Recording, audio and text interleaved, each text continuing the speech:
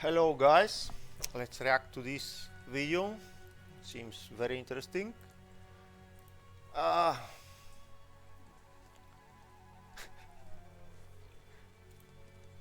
Our goal is to reduce the deficit by $1 trillion.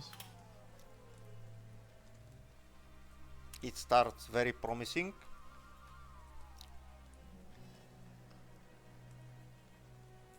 $1 trillion. Okay.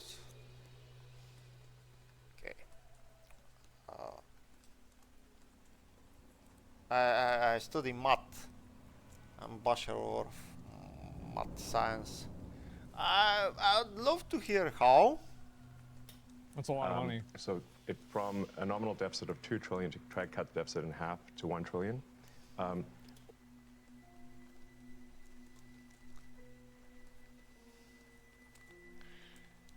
Or looked at it in total federal spending to drop the federal spending from $7 trillion to $6 trillion. We want to reduce the spending by eliminating waste and fraud, reduce the spending by 15%, which seems really quite achievable. The government is not efficient, and there's a lot of waste and fraud. So we feel confident that a 15% reduction can be done without affecting any of the critical government services. I'm going to talk to all the guys. If not making it better. That's probably true. I mean, I'm gonna be honest. Like, I feel like this is probably true with almost any company, especially nowadays with technology. That you probably could cut 15% of the spending from a lot of companies and probably still make the same product. I mean, look what they did with Twitter, right? They cut it by 80% and they still made the same product. And I think it's better now. Guys hear about the specifics, but for you, what's the most astonishing thing you've found out in this process? The sheer amount of waste and fraud in the government. It is astonishing. It's mind-blowing. We routinely encounter wastes of $1 billion or more, casually. Oops. For example, like the simple survey that was literally 10-question survey that you could do with SurveyMonkey, cost you about $10,000. The government was being charged almost $1 billion for that. For doing a survey? $1 billion for a simple online survey. Do you like the national park? And then there appeared to be no feedback loop for what would be done with that survey. So the survey would just go into nothing. It was like insane. You technically are a special government employee. And everybody says he's lying. It's not true. Guys, do you really think that they're not retarded? Of course they are. Of course, absolutely. It goes without saying. You're supposed to be 130 days. Are you going to continue past that, or do you think that's what you're going to do? Or? Well, I think we will have accomplished most of the work required to reduce the deficit by $1 trillion within that time frame. So in that time frame, 130 days. And the process is a report at some point, at 100 days? Or? Not really a report. We are cutting the waste and fraud in real time. So every day that passes, our goal is to reduce the waste and fraud by $4 billion a day, every day, 7 days a week. Wow. And so far, we are succeeding. And I'm going to talk of the specifics, but there obviously are Doge critics who are reading all kinds of stuff. Obviously, lawmakers on the other side of the aisle are attacking you, and they characterize the approach as this: fire, ready, and then aim. And how do you approach that? How do you respond? People always make arguments for, like a system, and like this system needs to be done. The reason why is that the system is created to protect them. They've created an apparatus that basically allows them to never have to make any changes and never be held accountable by anything, because they've created so many different levels of red tape and overlapping government apparatuses that it's almost impossible to dissect all of it. That's what happens. And you see this, like, how many of you guys have been in a company where there's been like some sort of obfuscation mechanic where there's no way for you to really figure out who's at blame, and the product suffers in the long term because of that? No, I think that's what's happening in the government too, because that's what happens everywhere else. The hogs are mad, the trough is getting smaller. Yeah, I think so. Every company I work at, yeah. Accountability becomes adjudicated to an abstract department. Exactly, yeah. And people, like, one thing that people are terrified of is direct personal accountability. And also, the main thing that highly skilled, highly motivated people want. Yeah, I've heard guys calling this the blame game. the blame game, you know. But there is no blame game. There is just somebody's fault. Yeah, that's deep. Let's not go there. I don't feel this comparison between job and government. Government is a bigger institution and they should have much different problems, different bucket of problems than normal company. I mean, if we measure a normal company, one startup to a government, we are just trying to find excuses. I mean,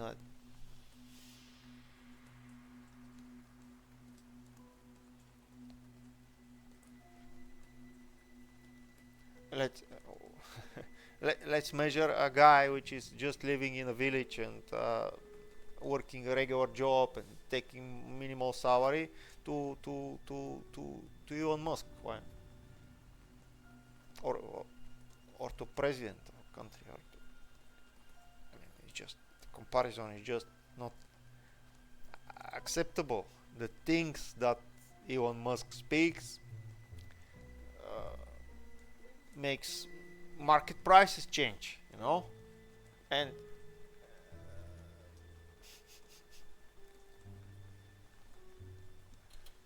is direct personal accountability. To that. Well, I do agree that we actually want to be careful in the cuts. So we want to measure twice, if not thrice, and cut once. Actually, that is our approach. They may characterize it as shooting from the hip, but it is anything but that. Which Well, is not mistakes happen, right? that we don't make mistakes. If we were to approach this with the standard of making no mistakes at all, We that would be like wouldn't do saying someone in baseball's got to bat 1,000. That's impossible. So when we do like, I mean, of course. There's people that go to jail all the time because for crimes they didn't commit. All the time this happens. That doesn't mean that we just don't put anybody in jail. Like, every rule and every law is going to have bad outcomes. That's just how it is. mistakes, we correct them quickly, and we move That doesn't on. mean you can't do it. Some people say this shouldn't take a rocket scientist. Steve Davis, you are a rocket scientist. Used to be. Yeah, and now essentially you're the chief operating officer of Doge. Day-to-day So this is the operations. guy. Is Fair this to say? Big Balls? Yeah, part of the Doge team. So how did you end up here? What's the biggest challenge you see? The reason I'm here, which is probably for many, is that I think the goal is incredibly inspiring. I think most of the taxpayers in the country would agree that in order to have the country going bankrupt would be a very bad thing, and therefore the country I going would say not so. bankrupt is a Would be good thing. yeah. it depends what's the definition of bankrupt. Maybe it's already there. I'm sorry. I mean, I'm just asking, what's the definition of bankrupt? Nobody these days defines things like bankruptcy. But a state where there is no returning back, is it a state where you cannot go to zero back again? To a stable position, let's say?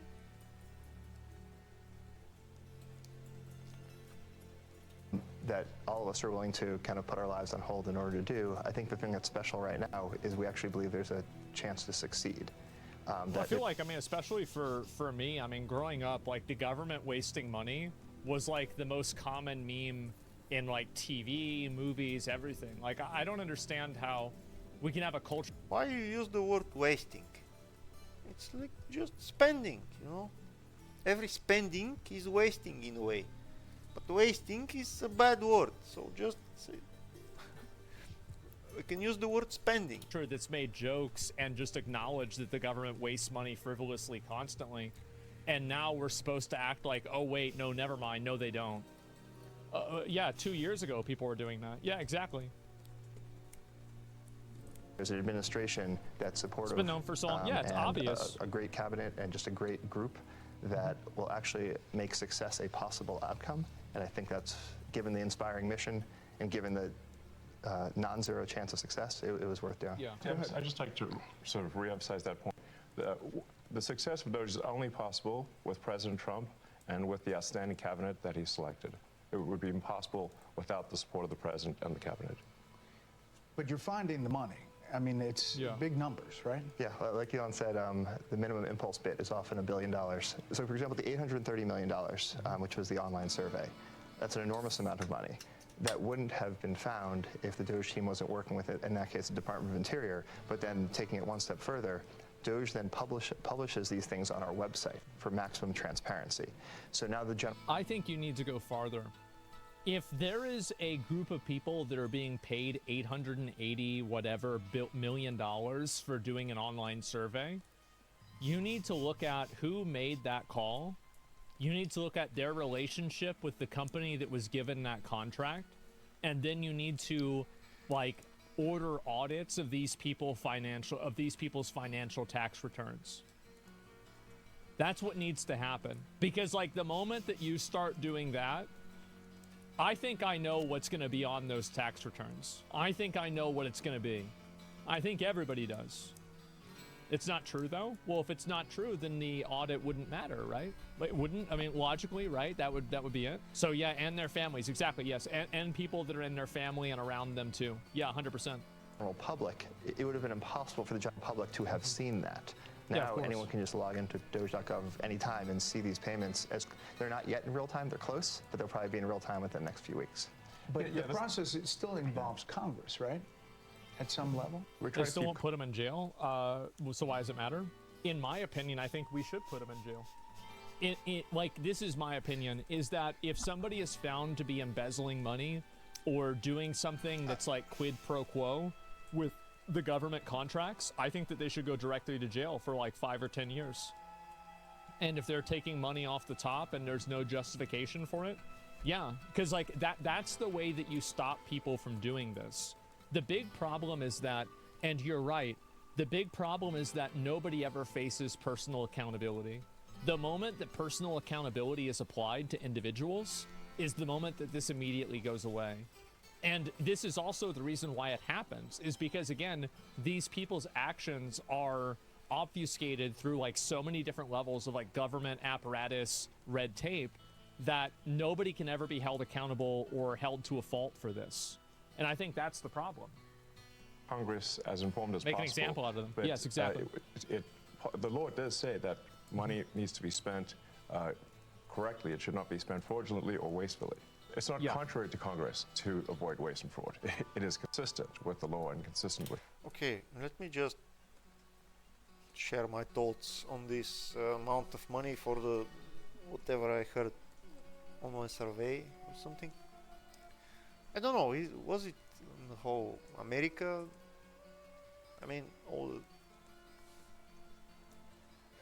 But even if it needs to happen on 350 million people, I think one machine with the internet for $100 a month, which you don't actually need because the survey will not last a month, and the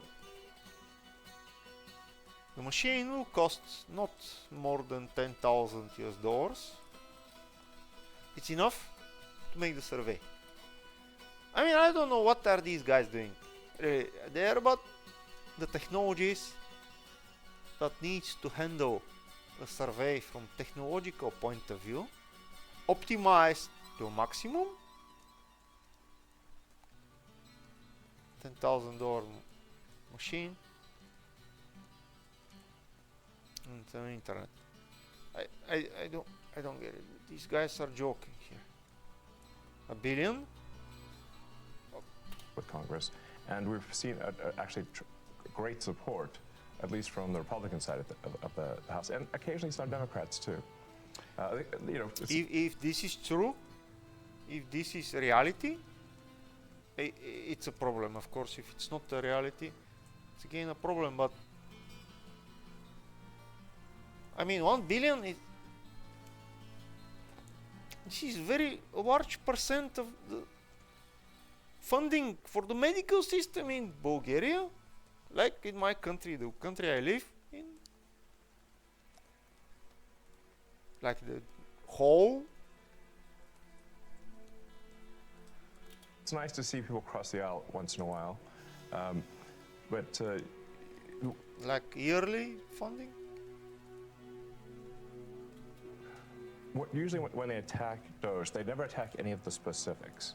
So they'll say what we're doing is somehow unconstitutional or illegal or whatever. We're like, well, which line of the cost savings do you disagree with? And they can't point to any. And we list them all on Doge.gov and the Doge handle on X. And you'll see just outrageous things, one outrageous thing after another. Joe Gabbia, besides Elon, you're one of several billionaires here, co-founder of Airbnb, and you wanted to help out.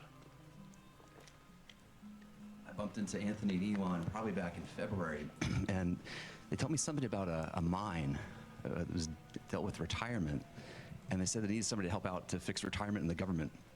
I loved the challenge, so I jumped on board, and it turns out there is actually a mine in Pennsylvania that houses every paper document for the retirement process in the government. Now picture this giant cave.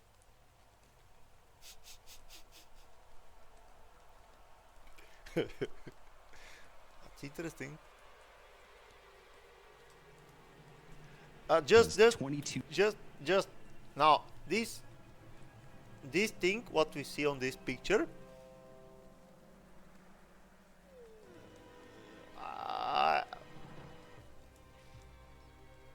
I think can fit on one like hard disk drive M2, 1 terabyte, all of it, like 2,000 filing cabinets, stacked 10 high to house 400 million pieces of paper. It's a process that started in the 1950s and largely hasn't changed in the last 70 years.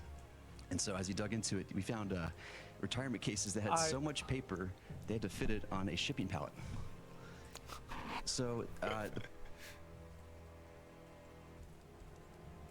This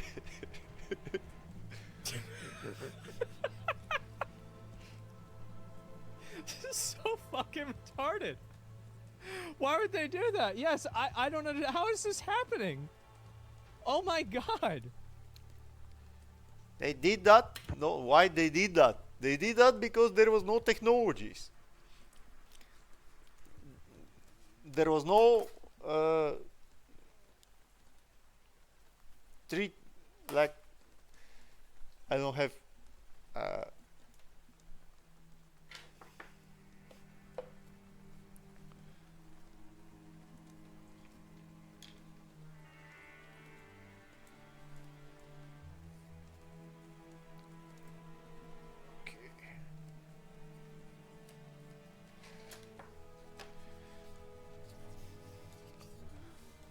there was no these kind of things.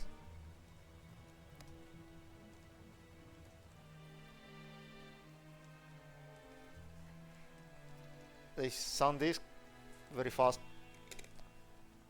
1 terabyte, and this is the space it takes. Like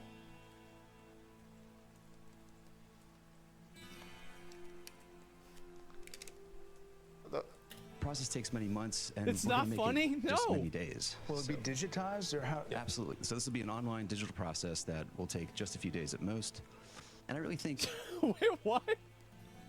So they're just gonna feed it through a machine that just automatically transcribes it digitally, and it'll take a few days, and that's it. This is crazy. It's an injustice to civil Oh my servants god.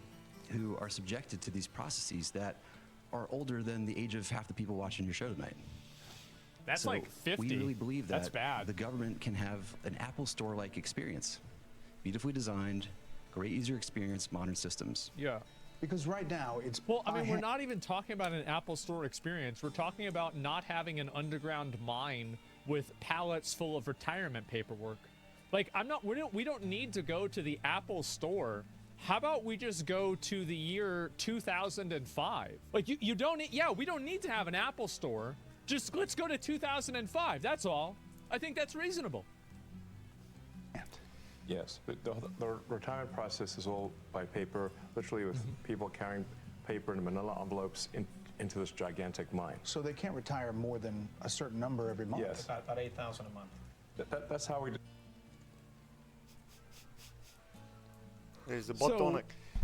There is a There's bottleneck a mine that has all of the retirement paperwork in it, which is a problem logistically because only so many people can get into the mine at a time. And so they can't retire everybody that's working at the government because that many.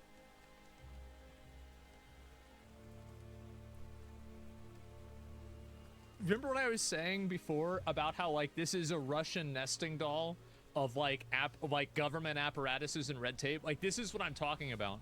This is something that only a person at the government can imagine.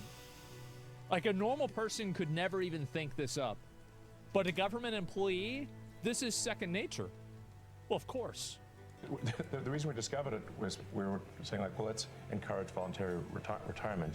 They said, well, the most they could do is 8,000 a month, and even under normal circumstances, it can take 6 to 9 months just to have your retirement paperwork processed. It takes 6 to 9 months to process paperwork. That's a long queue. What? In week 46 to 47, what happens?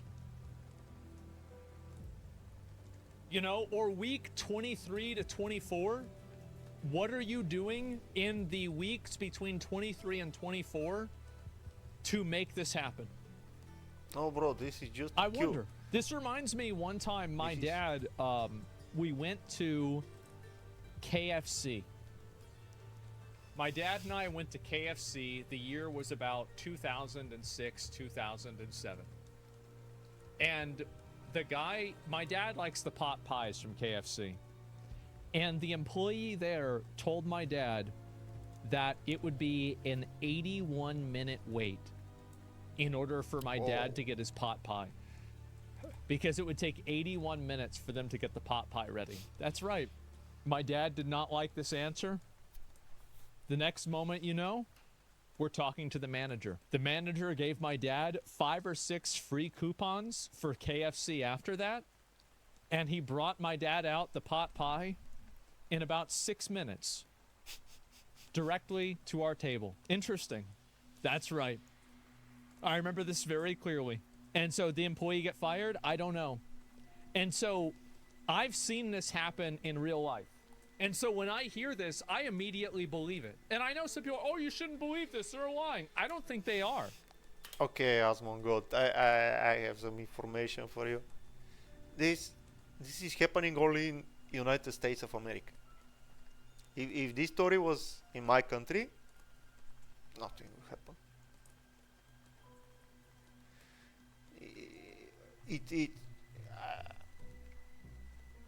Because of the buying power and because of the impact of the negative opinion of that customer, your father in this case, this manager will just run by his foot to the close by KFC to buy the thing and return back to just avoid what's coming. That's the role. And guess what? I don't know. Is everybody realizing the impact? But yeah, where it matters. It matters because there is a lot of business, and if there is not a lot of business there happening, it doesn't matter. So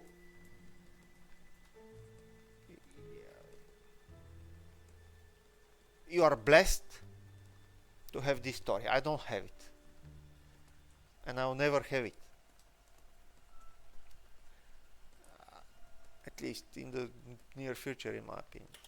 I don't. Everything that I know about dumbasses in positions of authority and administration, guess what's happening right now? You're on speaker. That wasn't the only time you witnessed that kind of shit. That is why, part of why you're like you are. Because I'm such an asshole. That's right. And you get so embarrassed, and you still do. You still get so embarrassed when I jump in somebody's shit and I insist that I see the manager, and then if I don't get it from the manager, I say, okay, fuck you. You give me your boss's name, and I'll be talking to him. And when I had my tranny blow, I think it was a transmission, on my 88 T-Bird, with a 5-liter in it. Yeah. So about I went out and spent like $800 getting it rebuilt. Yeah. And so about a month later, I get a letter from Ford, and it's a grommet, a grommet. Is this the one where you went all the way up to the vice president of Ford? Yeah, I was in my office at work, Yeah. And a grommet, for you guys, just so you know, and some of you don't, it's kind of like a washer. It's a fitting that on tubing or pipe. Right. And Yeah. Because the power, the auto transmission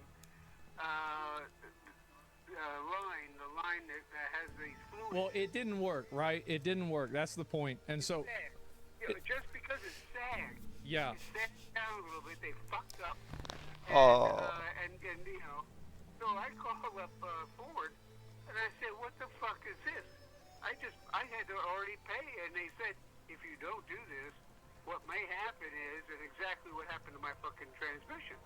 Yeah. So I said, "Well, what the fuck?" And for the first, you know how I am about the first couple of people. I said, "Listen, I know you're hired to be a fleck, and I'm sorry you got a shitty job like this where you got to really take the hits. So, let me help you here by not beating the fuck out of you, but you give me your boss, and I'll beat the fuck out of you." And so, finally talked to a fucking vice president at Ford, and I said, "Okay, what the fuck is this? I buy Fords, I'm a Ford guy." And he said, "What's your name?" And they got my name and that and all. And I got a check in the mail. He said, "Will you send me the receipt?" Yeah. I didn't have a receipt because this guy who done it was he doesn't. He has his own garage, fixes up his own cars, and he's kind of. That's one happy American.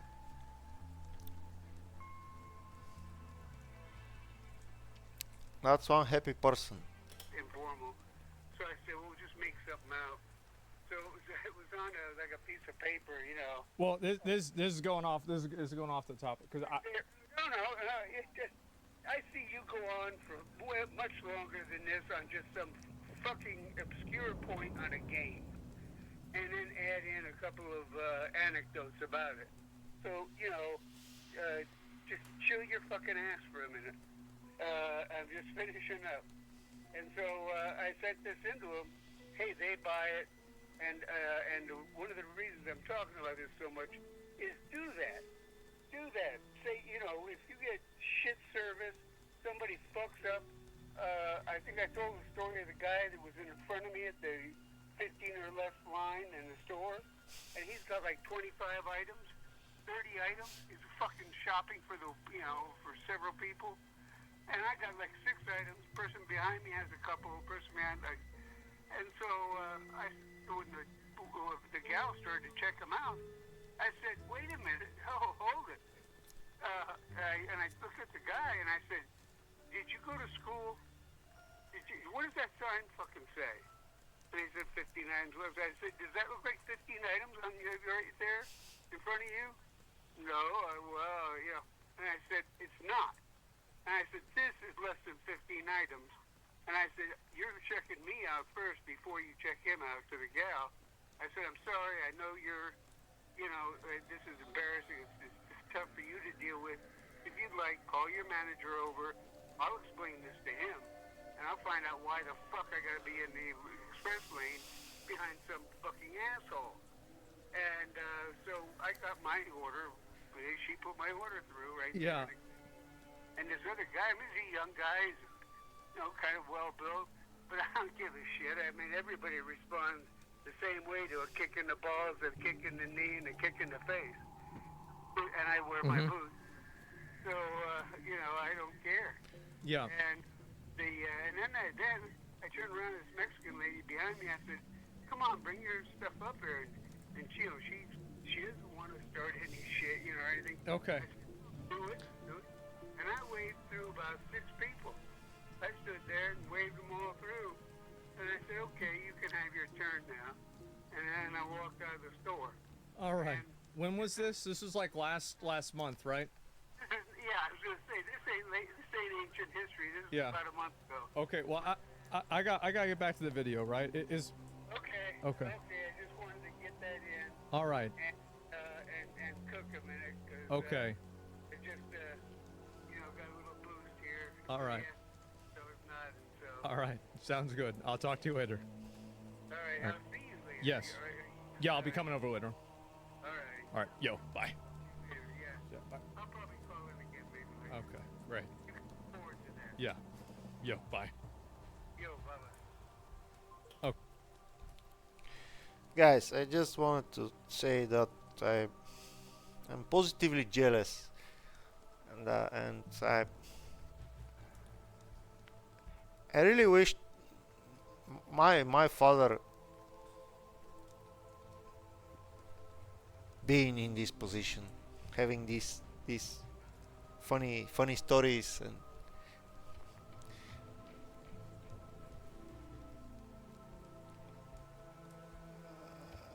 yeah. But there was no such stories. I never heard such a story.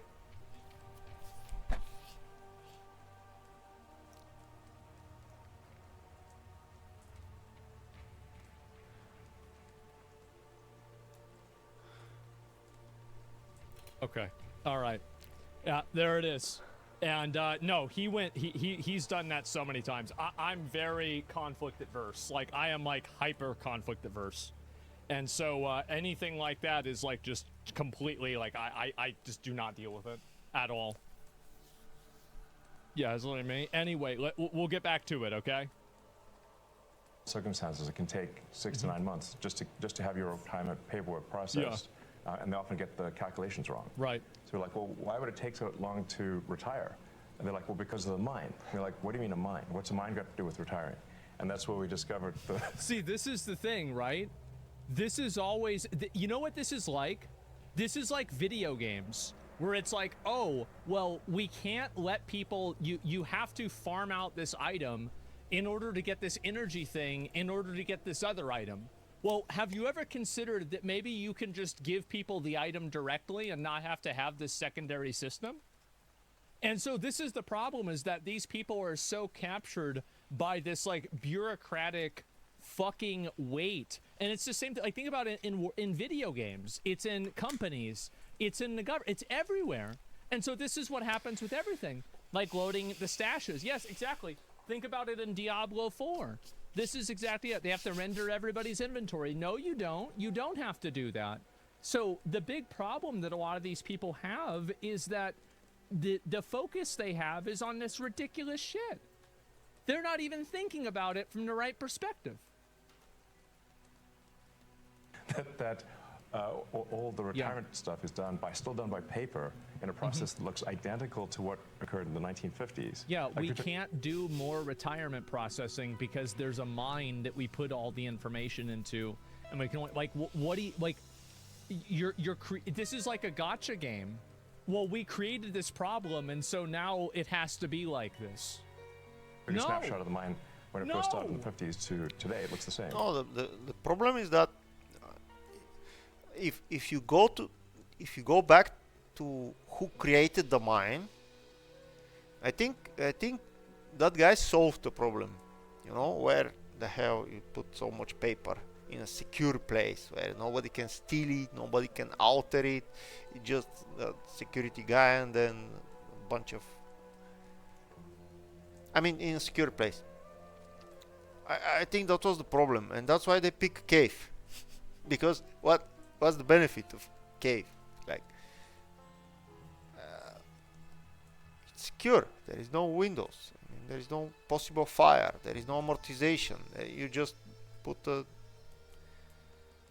racks with the paper there, and that's it. But as everything, I can have an analogy with software products. They need to be maintained. They need to be reconsidered. They need to be updated. And guess what? Somebody solved the problem, and yeah, obviously nobody imagined the future problem that these videos were speaking about. But and guess what? There is no procedure in the government to reconsider the problem solution.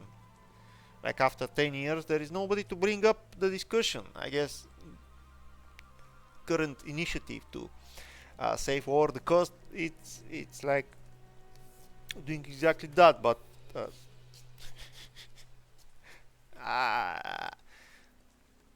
so as a conclusion,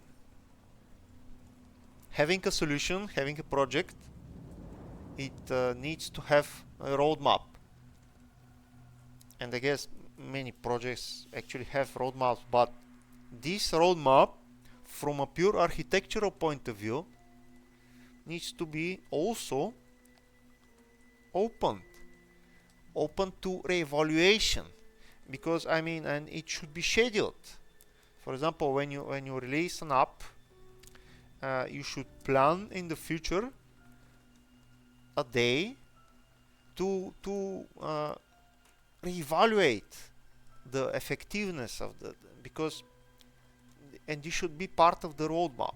Not only improvements, additions, new functionalities, new things, and this is making the product like complete, and the life cycle, it's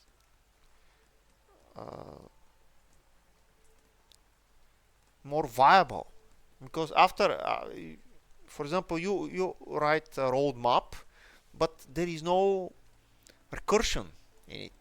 Like, imagine a roadmap that you make for your product, and this roadmap,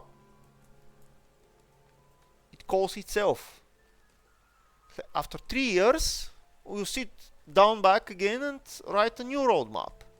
But now one will say, yeah, but isn't it obvious? No, it isn't. No, it isn't, because the initial architect needs to evaluate the time where this so that's the catch. In every moment, you can sit back on the table and analyze: are we doing good? Are we optimal? Can we change things? And which things to change? But if the initial architect says that this is stable for an amount of years, and then we should just recheck, that's really a roadmap.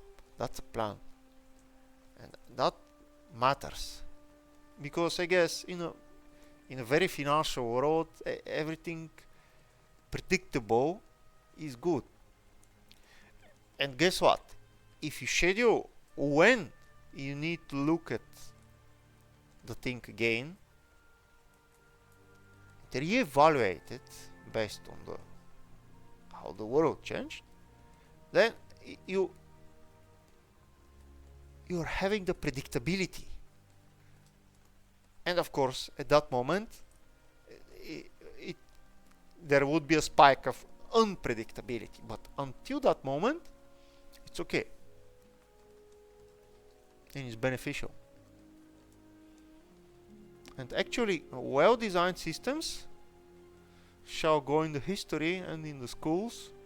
Well-designed product systems shall, because I guess this system was ineffective with the mine. I'm following the technical progress in the past 20 years, and I guess might happen to be even 20 years that this system was inefficient. These guys were speaking about, and guess what, they just dress up and when they have a topic. I mean, it's an inefficient system, let's fix it. But I don't think somebody will really scratch the topic in the way I'm trying. I mean, go deeper, not on the ground. On the ground you have a cave with paper and you can replace with $50,000 of SSDs. I mean, it obviously. Let's just see the video. It's amazing. So how long do you think it'll take to turn over? We're working as fast as we can. Probably next couple of months we'll have this overhauled. And you know, I really think again, like, why are we subjecting our federal workers to processes that they actually have to go through a training just to retire from the government? There's a whole training program that people have to go through in order to retire. I think we can do better for them.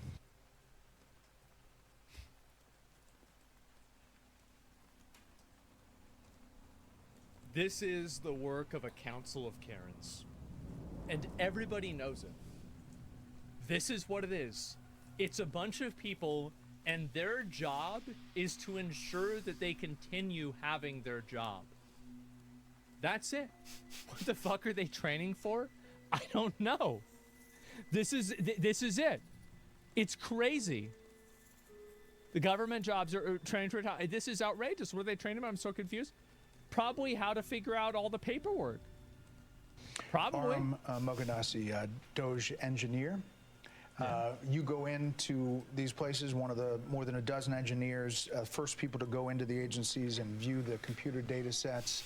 Tell me what you're finding, and for people who don't understand how that process works, explain it for them. Yeah. I'll say the first thing that got me really excited about Doge was learning basically the state of government computers.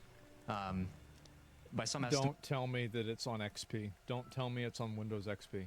Estimates, government IT costs about $100 billion, and its funding system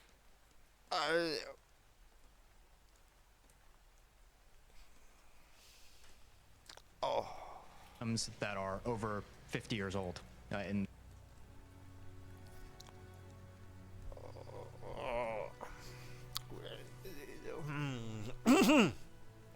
Bro, XP is like, that's new. That's new. Okay, let's just hear it. The case of something like Social Security or the IRS. So really critical systems are old. They cost a lot of money to maintain, and they can be, the efforts to improve them are often very delayed. So I thought, I'm a software engineer that maybe could make a difference here, and that's really what inspired me at a high level. So he got inspired because of how stupid it was. I could see that. About Social Security and a lot of words about it from. Because I bet there's a lot of guys that it's like you have the chance to finally fix this massive existential problem. I bet they have so many people that are probably signing up to do this basically for free. They're like, finally somebody's gonna do something about this. And I've got to tell you, I think that's pretty fucking patriotic. It is. Democrats have been saying about it. It's absurd that Elon Musk is trying to eliminate billions of dollars from Social Security. Elon Musk and President Trump have set their sights on cutting Social Security. Their goal is clear: destroy Social Security from within. You're in the building. I mean, you're in the computers. What's happening there? What are you doing? Yeah, it doesn't line up with my experience on the ground, and it's bullshit. The reason why they're saying that, it's the same as, like, do you remember when Trump said he's going to cut the Department of Education funding, but they're not going to cut support for people with special needs? And then all of the people on Twitter and, like, other places were saying, I can't believe Trump wants the special needs students to die. It's like, you didn't even listen. You didn't even pay attention. They don't think, yeah, they're just lying, bro.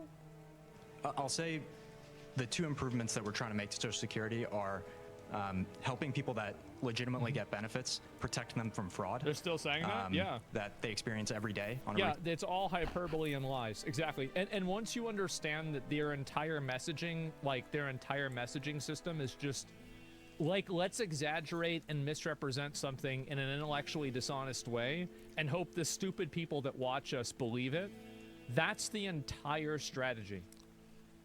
That's it. That's what they do.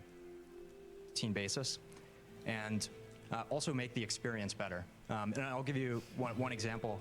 Is at Social Security, one of the first things we learned is that they get phone calls every day of people trying to change direct deposit information. Yeah. So when you want to change your bank account, you can Let me call guess. Now there's going to be an online system that you can do it instead, and that way you don't have to call them. Social Security. We learned 40% of the phone calls that they get are from fraudsters. 40%? That's right. Almost half.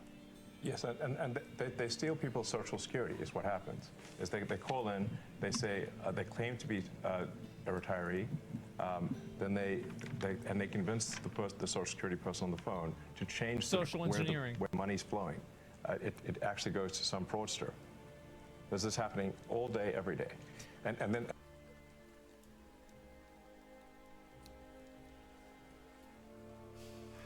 Oh, do not redeem. And then somebody doesn't receive their Social Security. It's because of all the fraud loopholes in the Social Security system. How do you reassure people that what you all are doing is not going to affect their benefits? No, in fact, what we're doing will help their benefits. Legitimate people, as a result of the work of DOGE, will receive more Social Security, not less. I want to emphasize that.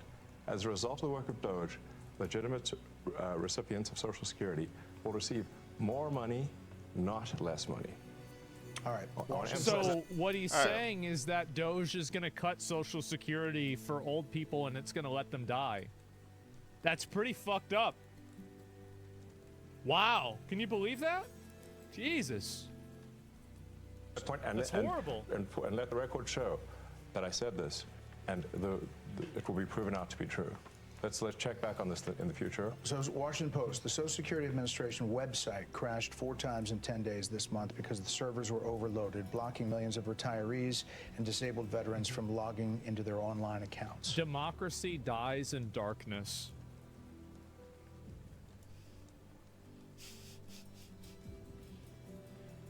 Man. Freaked people out. We got to get these theater kids off the fucking internet, man. We have to take, like, if you're a theater kid, you have to work at the like a salt mine or something like that for like 3 years. You know, you got to work in a coal mine for a while. Is that going to change?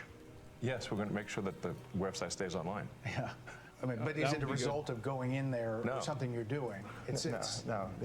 The amount of issues that were with the Social Security system are enormous. As an example, there are over 15 million people that are over the age of 120 that are marked as alive in the Social Security system. And that's an accurate figure? Yes. Correct. 15 million. Correct. This has been something that's been identified as a problem. Again, pre-existing problems since 2008 at least.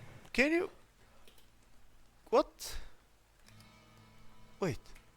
Problem. Again, figure. Yeah. Correct. As alive in the people that are over the age of 100, as an example. The amount of issues that were with the Social Security system are enormous. As an example, there are over 15 million people that are over the age of 120 that are marked as alive.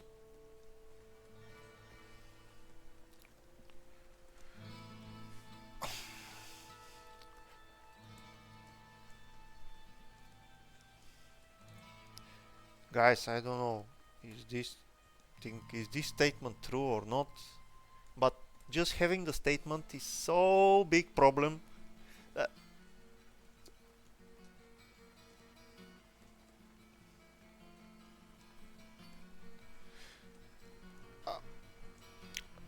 I mean, the math is astonishing for this one.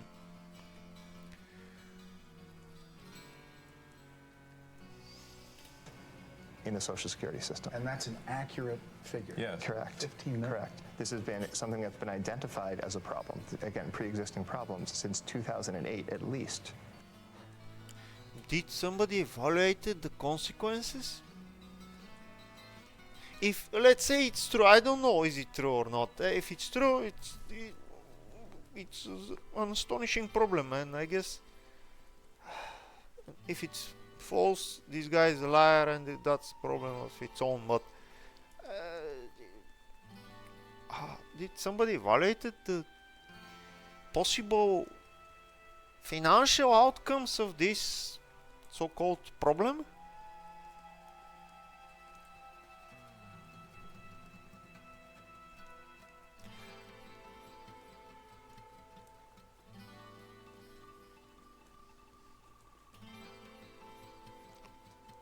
Oh, God. Wow. Who made this problem? I wonder. From an IG report. So there were some great people working at the Social Security Administration that found this, 2008, and nothing was done. And so 15 to 20 so they tried to fix it, but they... million Social Security numbers that were clearly fraudulent were floating around that can be used only for bad intentions. There'd be no way to use those for good intentions. And so one of the things the Doge team is doing is carefully and very methodically. And also, by the way, if 40% of their calls are fraud calls,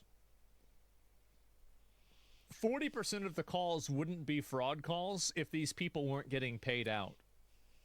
Just think about this for a few seconds here, right?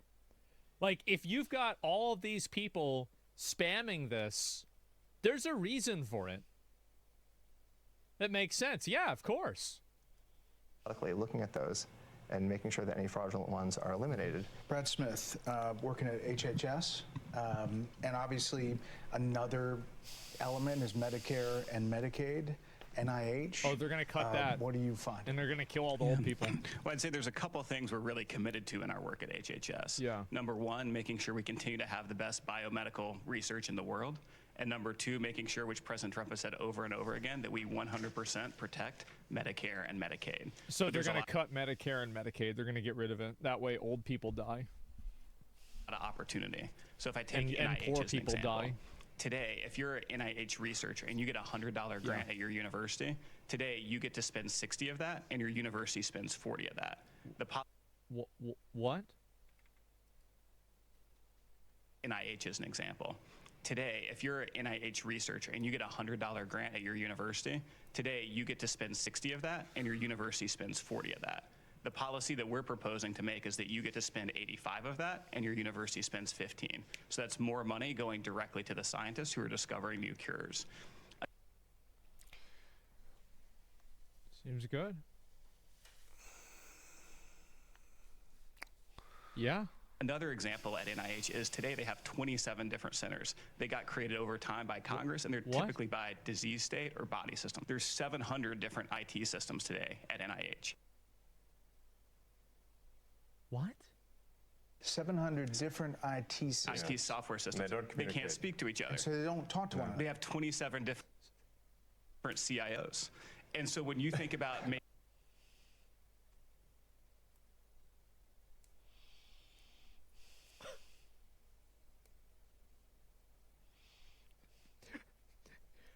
These people are making the Bible real. They're rebuilding the Tower of Babel.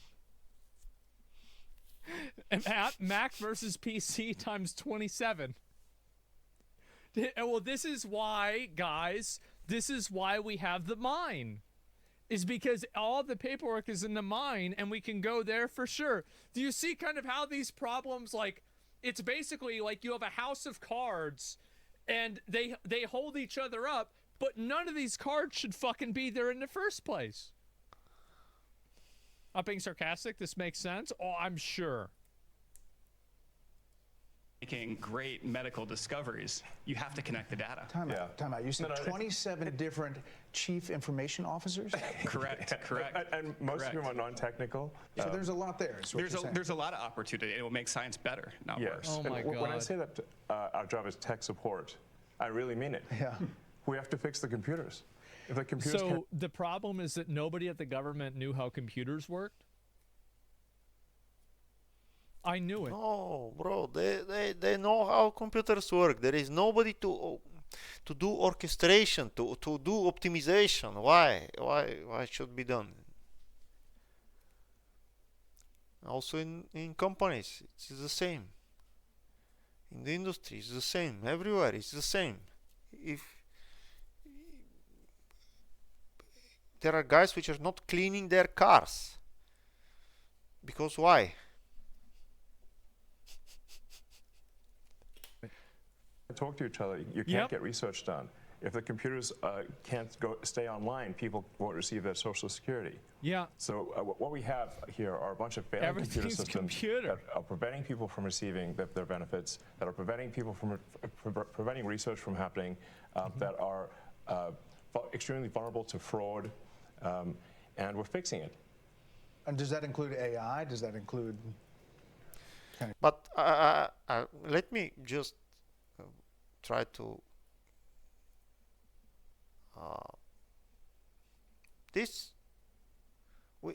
we just moved from the, what was that, 50 million guys, which are 120 posts stated as alive.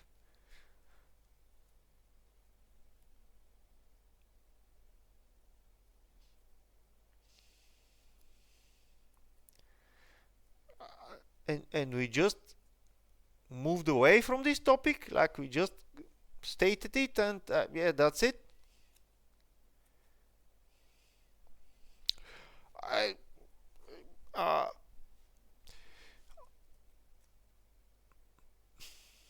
don't know, shall I continue to watch this video? Because obviously it was just mentioned, like in between. Oh, guys, there is 50 million.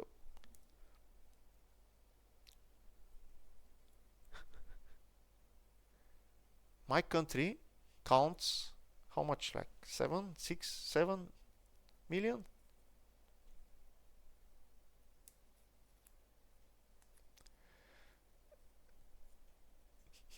And then we're speaking of 15 million as a potential reason for somebody to get money from the system, and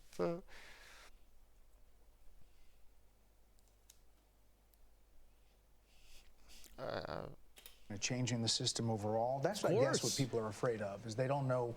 I think that's a major problem, and that on its own, I don't know. I think these guys, I mean, I really admire United States of America. These guys there, they don't know that there is some kind of rest of the world, some idiots there, and that like Europe and like Asia.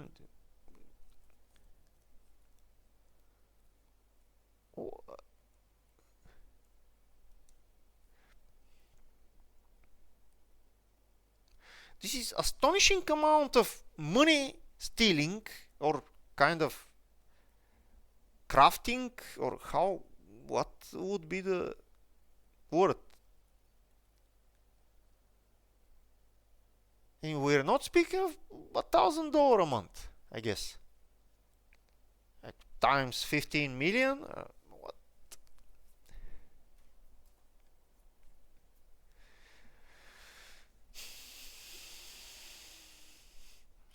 Afraid of AI because there's some fucking retard that told them that AI is scary. oh my God, they're going to have AI, and then the AI machine is going to say, it's going to be like Terminator, and it says, you know, please report to the local hospital to be exterminated at, you know, 0600 tomorrow morning. Like, what is that? How does anybody buy this? There are dozens of movies. It's a reasonable fear. Yeah. Here we go. This is good. My first job was at the DMV as a software engineer. My boss, who is a development team lead, never wrote a line of code in his life. He had an MBA in information systems and about as much technical knowledge as my 8-year-old son. Yep. What this is all looking like, and is it going to affect me in the long term? It's going to affect them. It's going to affect people very positively. So the changes that we're doing here will ensure the solvency of the American government, of the United States of America. This is what we're trying to do: is ensure that people do receive their benefits in the future, and you can only receive your benefits if the country is operating in a healthy and competent way. Up next, how the DOGE team plans to streamline some federal jobs and agencies. And later, Elon Musk answers some of your questions that you asked. Oh boy, the Q&A. Anthony Armstrong, DOGE, Office of Personnel Management, you're Morgan Stanley banker, M&A guy. Yeah. You know money, and this is a lot of money sloshing around. There's a lot of money sloshing around. There's a lot of money sloshing out the door. And if you look at the federal government and the way the workforce works, it's really a one-way ratchet over decades. So it's only going up. It's only going up. You never take it away. So that leaves you with duplicative functions. It leaves you with overstaffing, and it leaves you with... Yeah, I don't know. Like, I mean, people says MBAs don't teach you IT. Whenever I was in college for business, like, we had to learn process analysis, like systems, and it would reverse engineer code that you would have to use in order to optimize systems. But like that was in like 2014 or 2014. So like now they have that a little bit, but I don't know if they had that back then.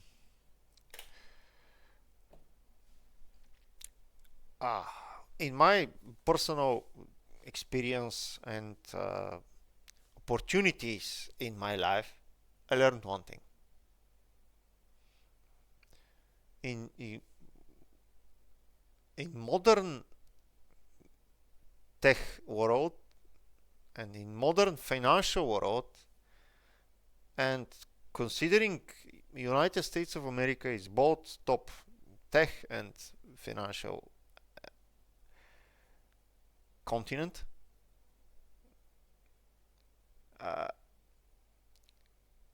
the delivery matters. I mean, optimization and effectiveness, does it solve the problem? Yes or no? If it solves the problem,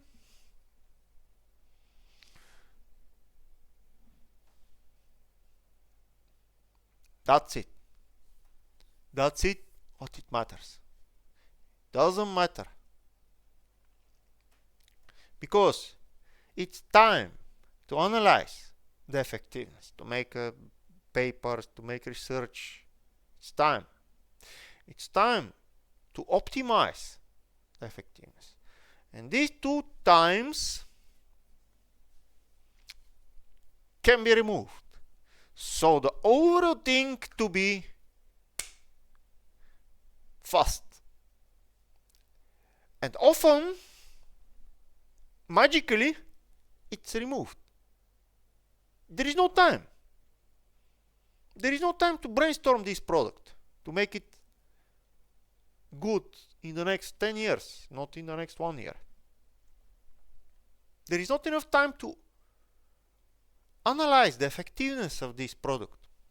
There is not enough time to optimize, because we need to deliver.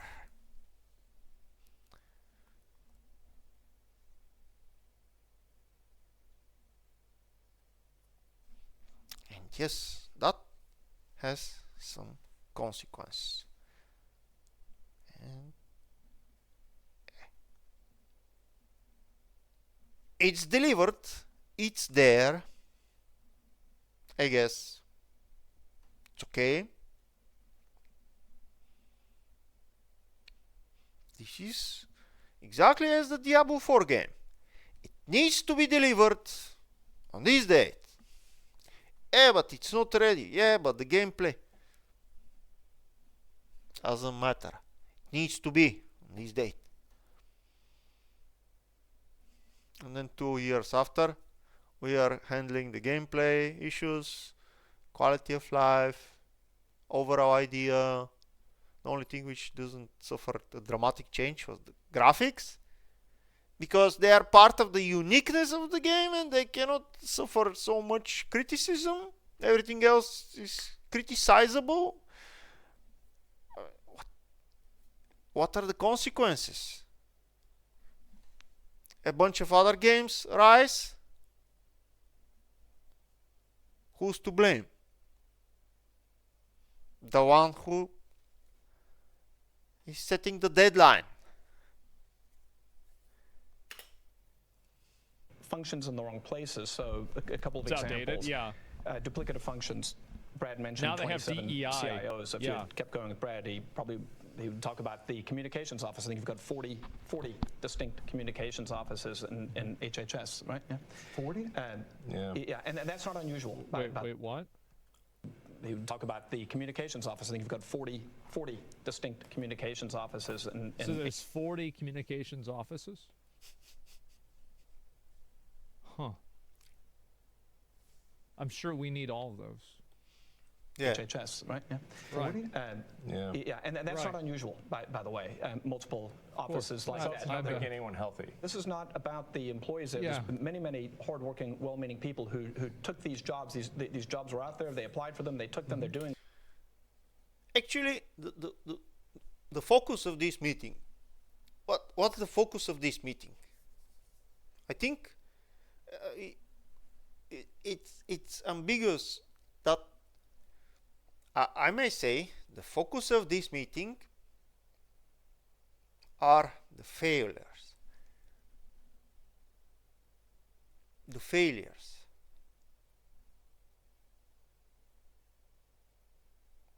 I mean, and now I think the focus of this meeting is the fun fact that we try to fix them.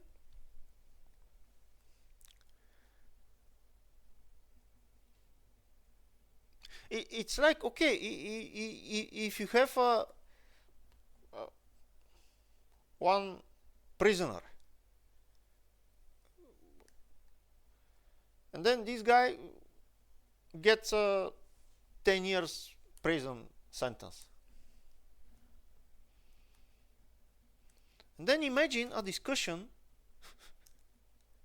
And imagine the court, in the court, when the judge is pronouncing and verbalizing the sentence, to have like everybody to clap. Yeah, this guy will be better after 10 years. Yeah, good job.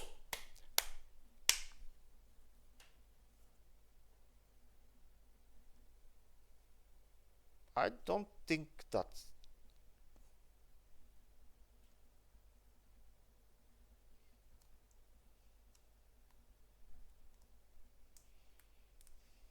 what's there.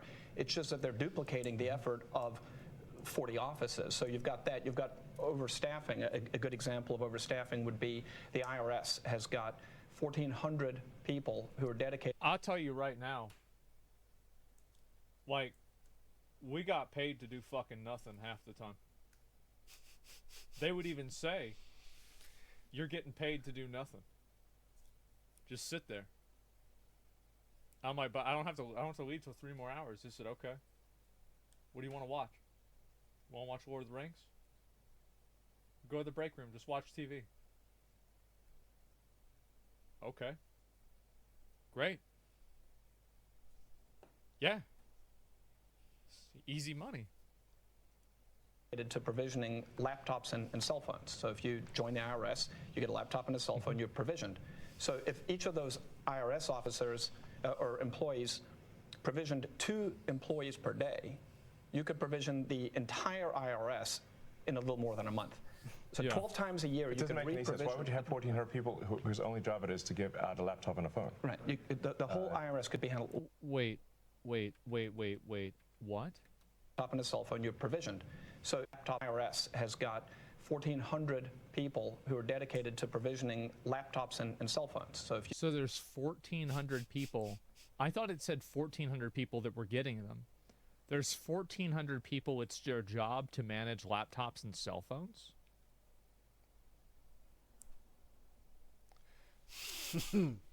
Just to give them to people? You join the IRS, you get a laptop and a cell phone, you're provisioned. So if each of those IRS officers or employees provisioned 2 employees per day, you could provision the entire IRS in a little more than a month. So 12 times a year, It you doesn't can make any sense. Why would you have 1,400 people whose only job it is to give out a laptop and a phone? Right.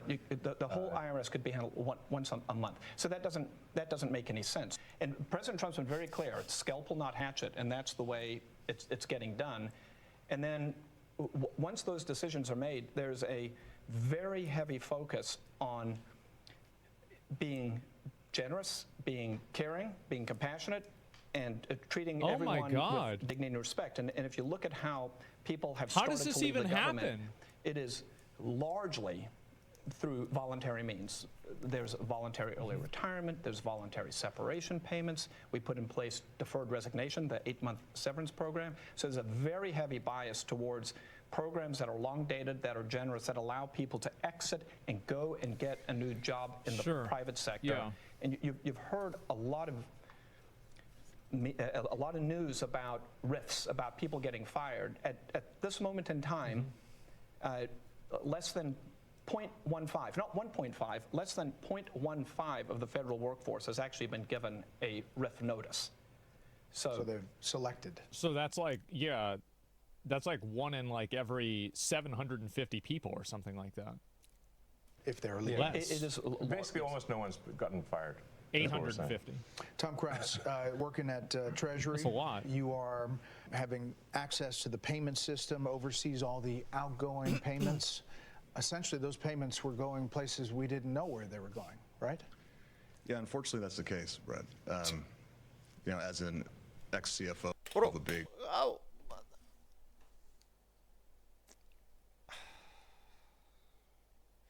Bro, guys, what's the difference between a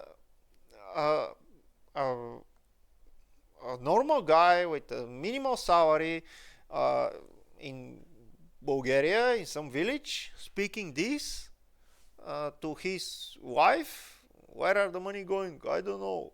And the money, and the wife is saying, but they are going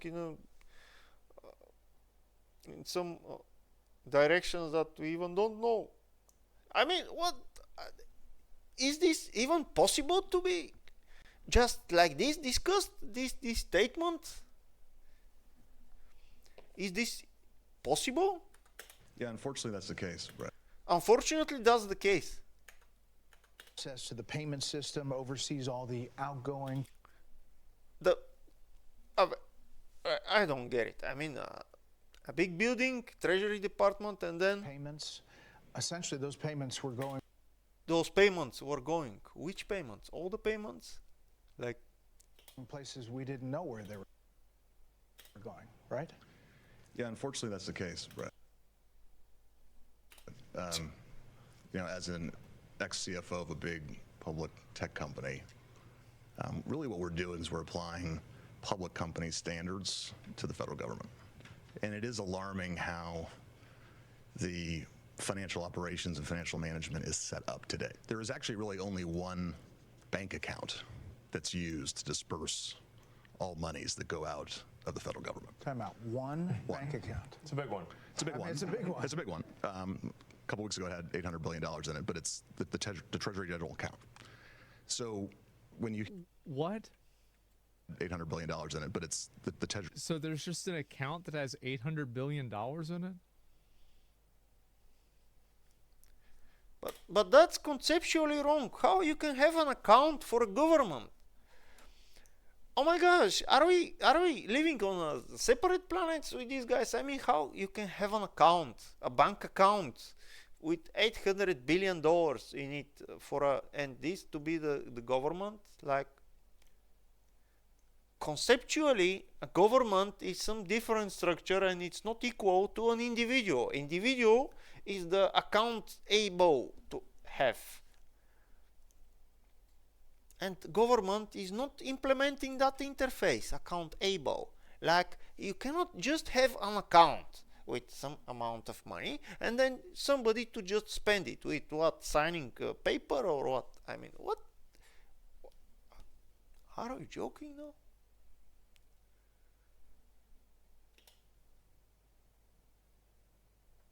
Asmongold is laughing. Bro, I'm laughing twice as much as you. I'm a bachelor of mathematics science. I mean, what? Where is the simple mathematics here? The Treasury General account. So when you hear some of my colleagues here, what they're talking about in terms of the fraud, you have to ask, well, why is this allowed to happen at a financial level? Well, it's actually quite simple but alarming. The Treasury, up until now, and thanks to President Trump, we're fixing this. In fact, there was an executive order that he just signed the other day, which is protecting America's bank account, because it really is the taxpayers' money. Yeah. And we're changing the culture is being fat, eating Cheetos, not working, and complaining. Yeah, that's about right. You got to change that. Not a lot of caring and not a lot of commitment to doing what's right. That's what I relative said. to financial operations. Yep. There's $500 billion of fraud every year. There's hundreds of billions of dollars of improper payments.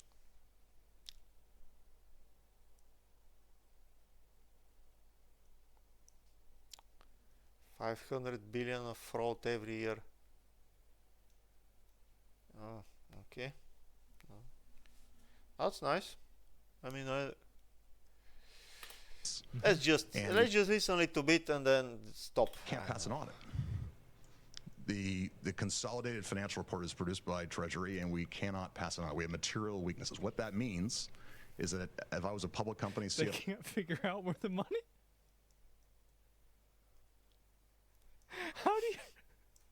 How is this possible? There's a lot of ways. Think of it as the convergence of the worst part of like 5 different things put together. I would effectively be removed. I couldn't file financial statements. I couldn't issue securities, which of course we depend on. Can't pass an audit. Right. The federal government cannot pass an audit. It's impossible. In fact, in order to pass an audit, you need the information necessary to pass an audit. You need to have the payment codes. You need to have the. And this is the thing: is you don't have any of the information because some of it's in a mine, the other one is on a Mac, the other one's on a PC. There's 4 other languages. Probably some of it's on COBOL, and then you have to put all of it together. And then there's this one account where there's a lot of money. Yeah, it's on Windows ME, and this one's running on Linux, and so. This is the thing: is that people like this. You know this. How many of you guys have ever had have been part of an organization that has a accountability abstraction mechanism that makes it to where nobody can ever really truly be at fault? So like there's never a point where a person makes a mistake. There's just a collective error that never really gets addressed, right? Yeah, we've all seen this happen, right? Yeah, sadly I've never been in one. Good. And yeah, boomers don't understand the words you just mentioned. Well, they do in practice. It's nuts, man. It runs on Opinium too. Yeah, diffusing responsibility, exactly.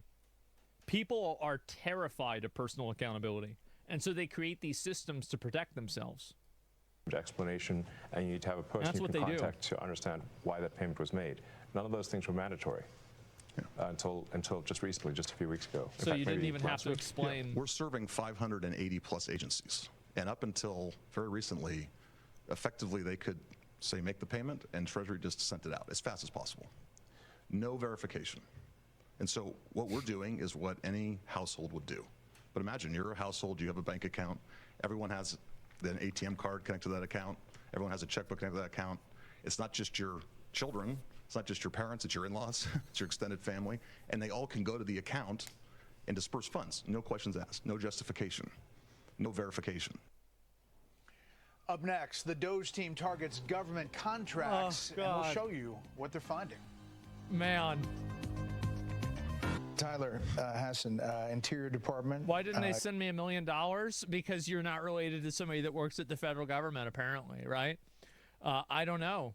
This is insane. I can't believe this is all happening right now in our lifetime. I can.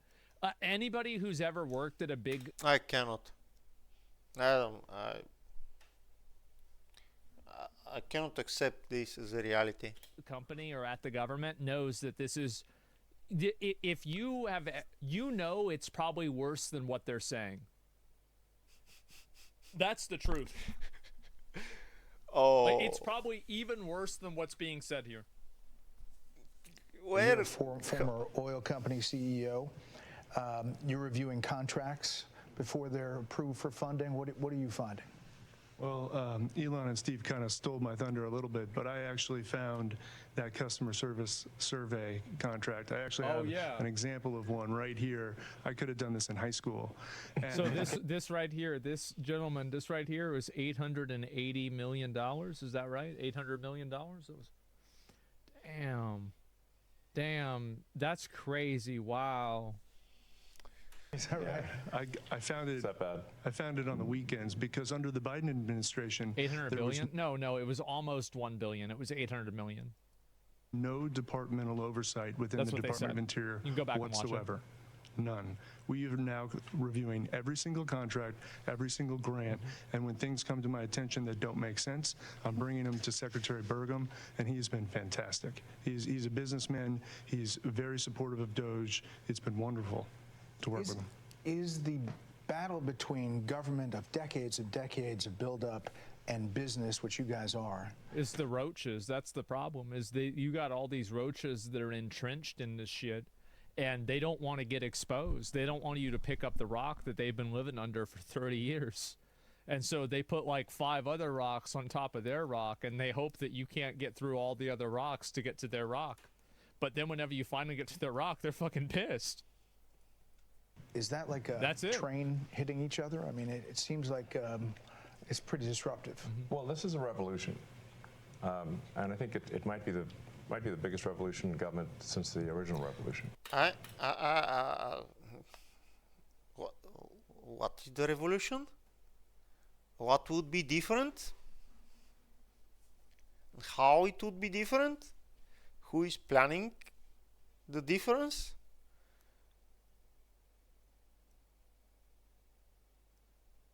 For sure it's a revelation.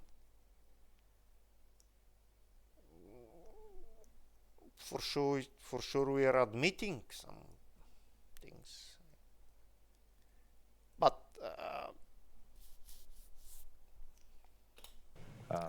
at the end of the day, America is going to be in much better shape. America will be solvent. Get the roaches out.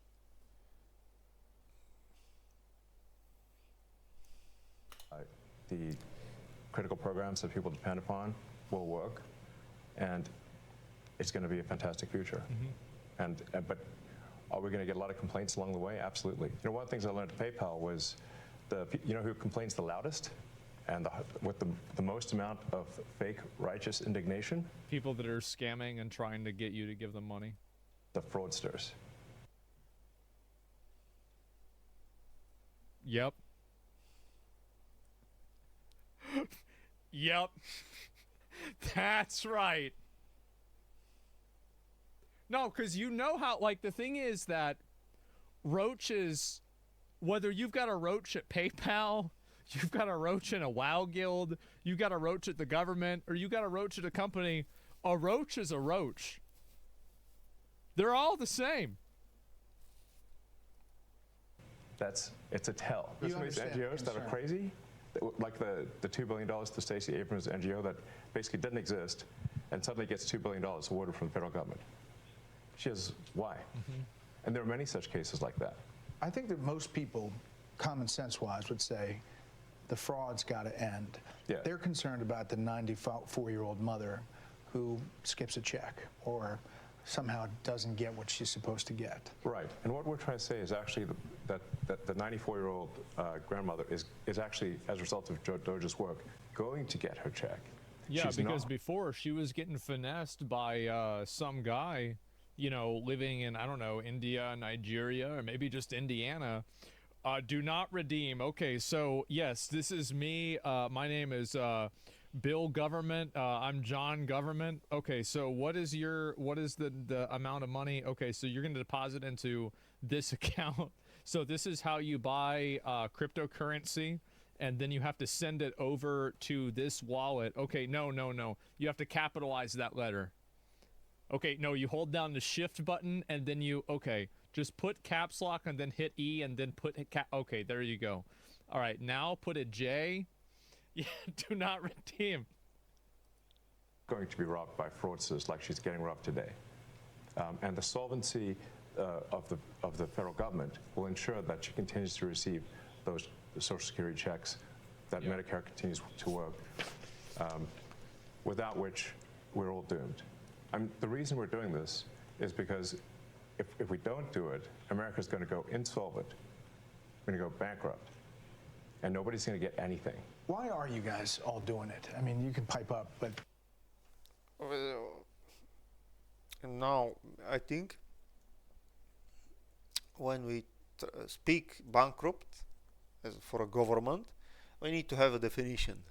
And now nobody gives the definition what it means bankrupt. What it actually means, because that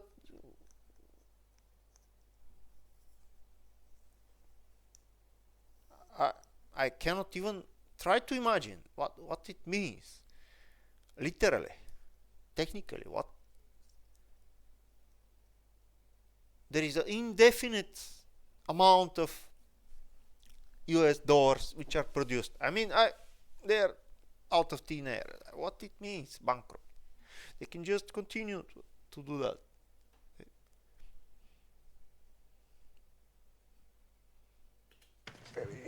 You don't have to be here, right? I mean, you don't have to be doing this. I'll tell you the reason why. It's because most people, if they're given the opportunity, will do something. And it's not most people, but a lot of guys that are really hard workers have some sort of drive to do it. And a lot of them care about doing something that matters, right? And to an extent, this is an ego thing, right? Where it's like, okay, you're going to put me in charge. I'm going to fix this shit. And it's been something that I've been growing up my whole life hearing about. I finally have the chance to fix it. I'm going to do it. Yeah. Yeah, I'm going to fuck it. Best way to not get taxed? Yeah, somebody's got to do it. Blessed with four I would, yeah. children, my wife and I. But we have a real fiscal crisis, and this is not sustainable.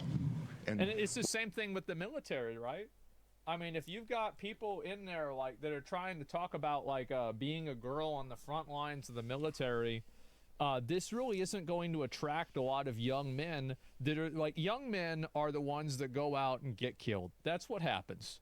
It's not older, middle-aged women. It's young guys. And so when you have the guy that's running the military that has tattoos of the Crusades on him, and the commercial is a big guy lifting a lot of weights, and it says strong people are harder to kill, this resonates really strong with like 19-year-old guys. That's it. And so it's the same thing with this in a different way. If you want to bring in people that are successful, you have to reward success and give those people a degree of I guess like power, you could say. And it's also just to give them credibility. You give them the ability to make change. So that's really it. Autonomy, exactly. And that's what really matters the most. Give them credit, yes. What's worse, back to my children and everyone else's children, is we are burdening them with that debt. And it's only going to grow. Steve, there's not a lot of hierarchy here. You guys are kind of all approaching it in different, silos, but with the same kind of goal. I wonder one thing. I mean, I wonder is there any is it legit, even legit, the information about the national debt? I mean, is it how I wonder, as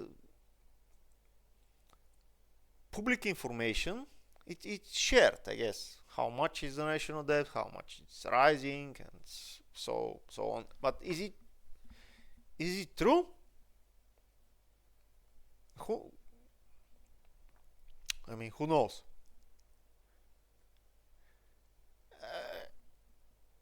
Because why I'm saying this, guys, but there is one there is one account, one bank account for the treasury, and I don't know. I imagine a world where we don't even know the amount of the debt. I mean, and I feel bad because these guys. I mean, I'm not negative, but I feel bad that these guys are living in the country where this is the discussion. I mean, I'm not.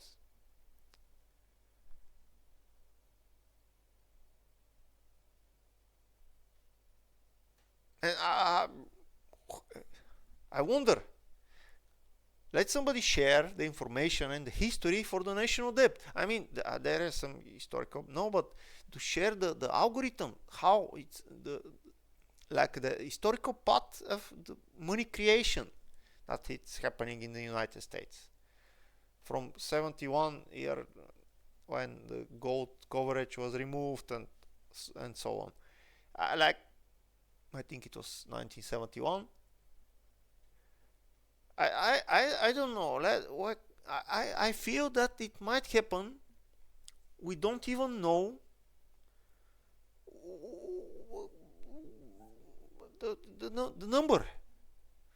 It's a big one for sure, but do we even know it? Because I think these guys are mad, and these guys are ringing the bell on a certain problem. But I think the problem is, as Asmon said, it might be bigger, and we might not even know what the number is. Imagine that bank account, which was the government one. It doesn't have a history. It should just have one direction. I'm sorry for simplifying the things, and I know that they are so much complicated, and of course, it's not of course. We don't know if all these things which are said are possible. We don't even know what is the root of what. Right? I mean, this is really Silicon Valley private sector colliding with government. Yeah, exactly, and we're headed in a bad path, but the chance of success exists. And just the one that just is in my head right now, which is a fairly mundane one, but I think is very illustrative, is credit cards. Those are bad. In the federal government, around 4.6 No, I don't want to. Okay, here we go. million credit cards for around 2.3 to 2.4 million employees. What? There are in the federal government around 4.6 million credit cards for around 2.3 to 2.4 million employees. What?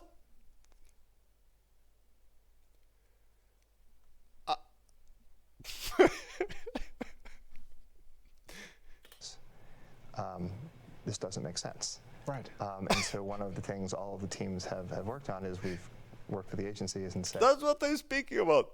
It doesn't make sense. There are some things that doesn't make sense, and when you hear that there are some things which doesn't make sense, you think of, okay, but what if there are more of these things? They don't even show them to us. I mean, what?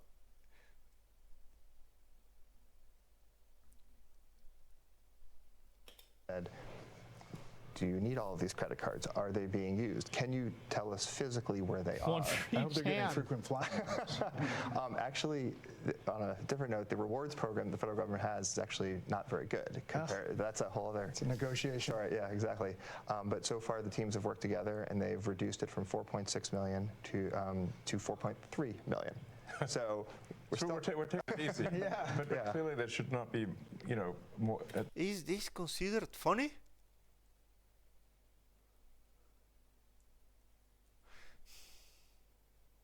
They removed 2 million credit cards? There should not be more credit cards than there are people. Yeah. Joe, middle-level employees, are they seeing... That's the...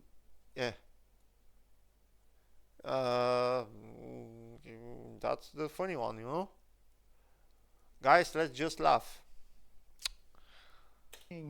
A benefit to being empowered by taking out bureaucracy? I mean, absolutely. I mean, I think what you're seeing is taking the best of Silicon Valley and the business world and bringing it into the government. We're bringing the best practices and the best methodologies. And what Silicon Valley? What Silicon Valley, bro? You don't know how many credit cards there are in the government. They just wipe half of it, removed, and there is no problem. Nobody said anything. Imagine what these 2 million credit cards were used for.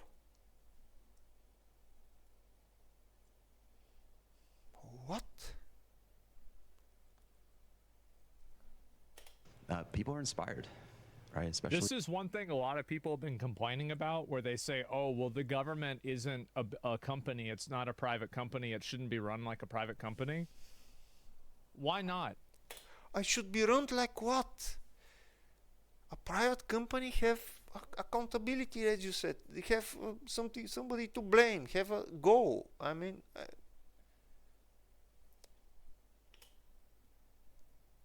and the primary goal of a private company is to be alive, to survive. And guess what? This should also somehow be the private goal of a country. A nuclear country, nuclear power, the top three.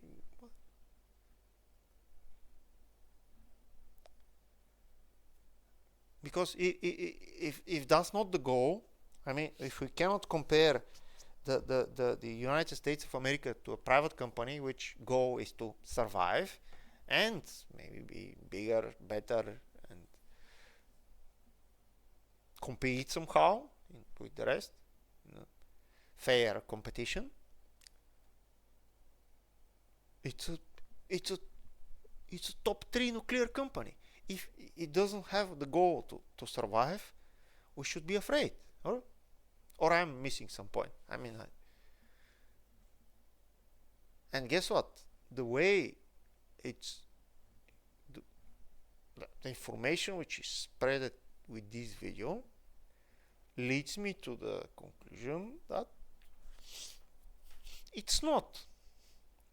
But why then there is this position of savior and the protector and the ultimate nuclear force that will protect the peace?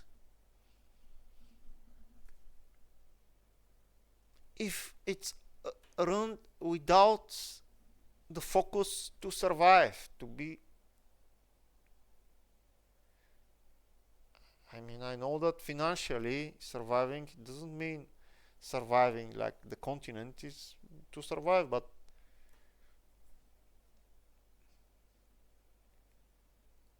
the financial system is what we put more value in. It's the concept where we offload the complexity. It's the concept where we all use to solve simple problems that for example, kill each other for a piece of food. That's a simple problem. How we solve it? Money system. And guess what?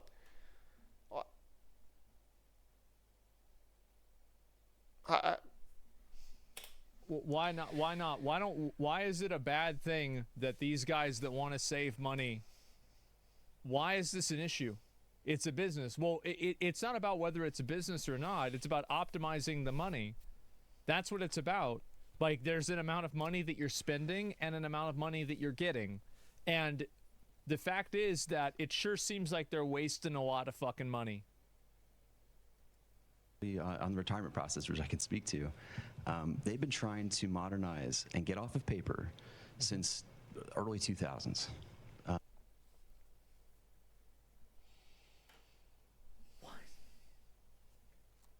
Very unsuccessfully. Every attempt has gone over budget and been canceled because it hasn't been successful. And so, you know, I showed up and I feel like I'm here because it's an interesting problem. We can use design to solve it and good engineering and really create a better experience for everybody. We're talking about elementary financial controls that are necessary for any company to function. Yeah. So, like, if the federal government... okay, let me rephrase what I almost said. Like, it's not to function, it's to survive, to be competable, to be part of the group. Like, if a commercial company operates... Imagine there is a kid, and we are in one school, 2 kids, and guess what? One of the kids have like a payment item which it doesn't know even what's the amount, what's the possibility to be paid with, to pay with, like indefinite amount. He received it from its parents, for example, with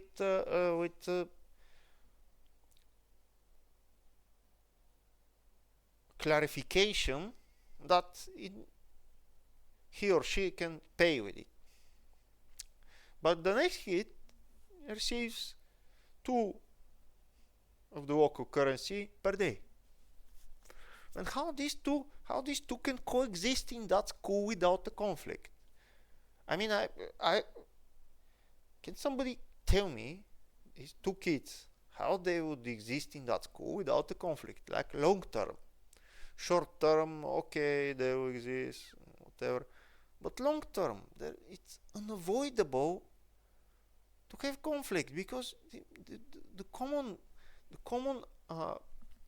attributes of the group are not met. And guess what? The other kids are also having some budget, let's say, fixed amount or capped amount of money per day, per week, per month, and all this.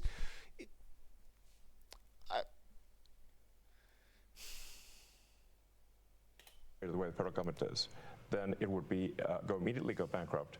It would be delisted. The officers would be arrested. And the changes we're putting in place will enable the federal government to pass an audit. It will enable taxpayers to know where the money is going. Sorry, the government's not supposed to be provided like a company. I think it should be closer to a company. Why not?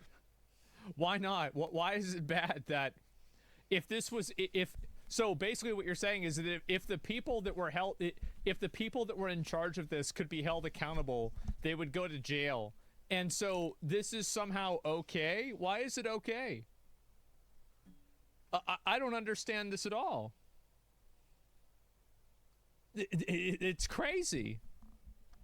Yeah, pass the back, dude. They're running things like 30 years ago. I know. This is unbelievable, man. Know that their hard-earned tax dollars are being spent well. Yeah. The ways that the government is defrauded is that the computer systems don't talk to each other. So if the computer systems don't talk to each other, then you can exploit that gap, and fraudsters exploit that gap to take advantage. For example, there were over $300 million of Small Business Administration loans that has been given out to people under the age of 11.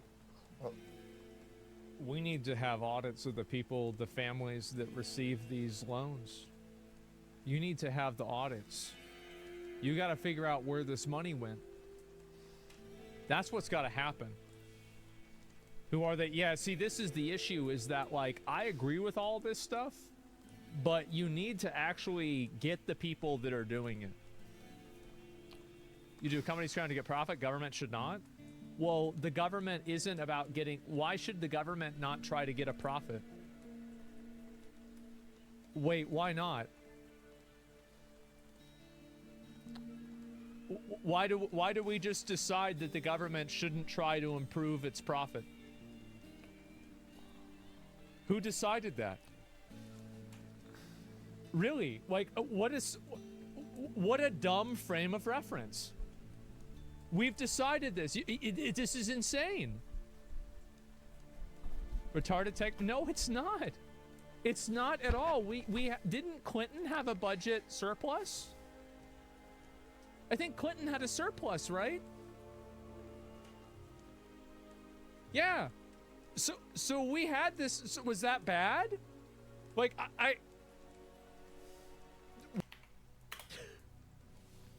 Well, actually, to add to it, it's 300 million under the age of 11 and over 300 million to over the age of 120. Definitely. Small business loans. Correct. Yes. The oldest American.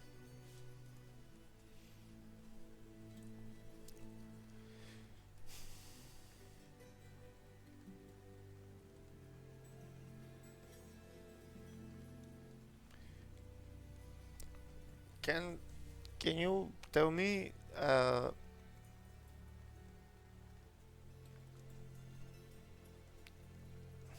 this is the top 2 economic powers in the world.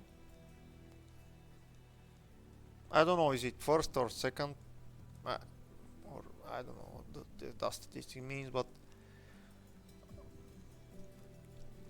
what this all means to a person like me living outside this country, outside every possible way to have a very good benefit from all this, whatever we can call it. How I would react?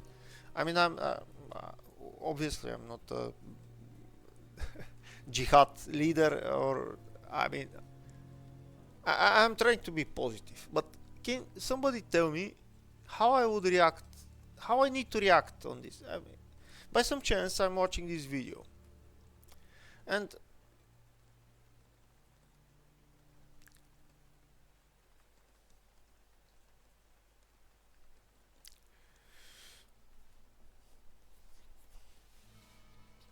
I had a small business when I was young, and I needed some money.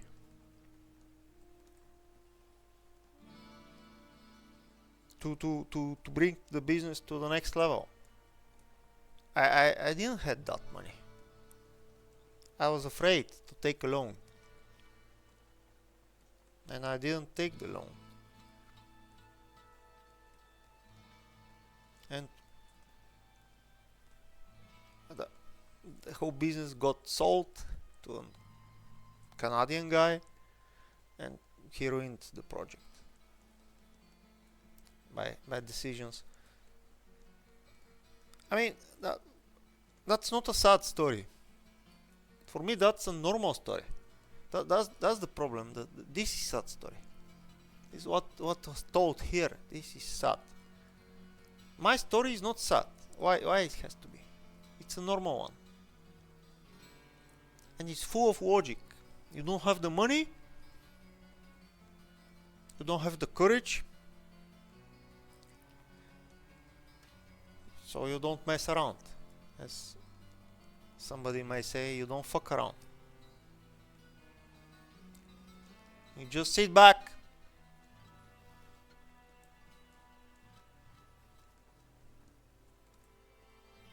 But no, I don't think everybody's like this. I don't know what to say. If somebody knows how I should feel or what I should think of looking at these things, looking at this video, just tell me. I don't know. The only feeling that is for sure happening in my soul and my mind is that I'm astonished that I'm by all the information which is shared, and I can only imagine and try using my imagination to understand what's behind, what's the reality, considering what is actually shared as an information with me. American is 114. And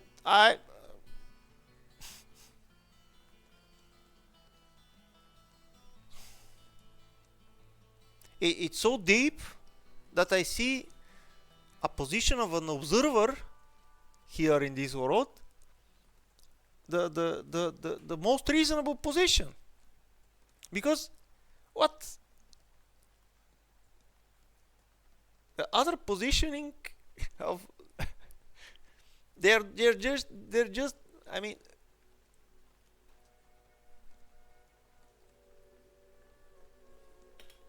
so it's safe to say if their age is 115 or above, they're dead. Or they should be in the Guinness Book of World Records. Yeah. And we should not be giving out loans to babies. So the youngest recipient.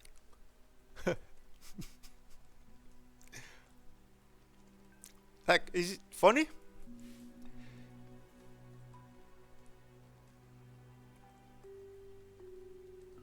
I guess it is. Of a Small Business Administration loan is a 9-month-old, which is a very, very How cautious much? baby we're talking about here. How much? So obviously it was just fraudulent. Yeah. And they do terrible things. They actually Boss will see baby. that a kid's been born. They will steal that kid's social security number and then take out a loan and leave that kid with a bad credit rating. So this kid gets spawned in with bad RNG? That's amazing. awful. The terrible things are being done. Is They're what we're spawn saying. camping. And how we're stopping these terrible things. This And is you can outrageous. stop it? I mean, we are stopping it. The reason this is Absolutely. happening is because the two systems are not talking to each other. Yes. Right, and so you don't know at the Small Business Administration that you're giving a loan to a 9-month-old, which happened in one case, because you're not cross-referencing that with the Social Security Administration data that has birth dates. So that very, very simple fix eliminates tremendous fraud. Okay, so now you see how it comes together. So because the systems can't communicate with each other, they can never cross-reference the data to check to see if it's authentic or not. And okay, right. I don't know. Oh my, lol, what the fuck?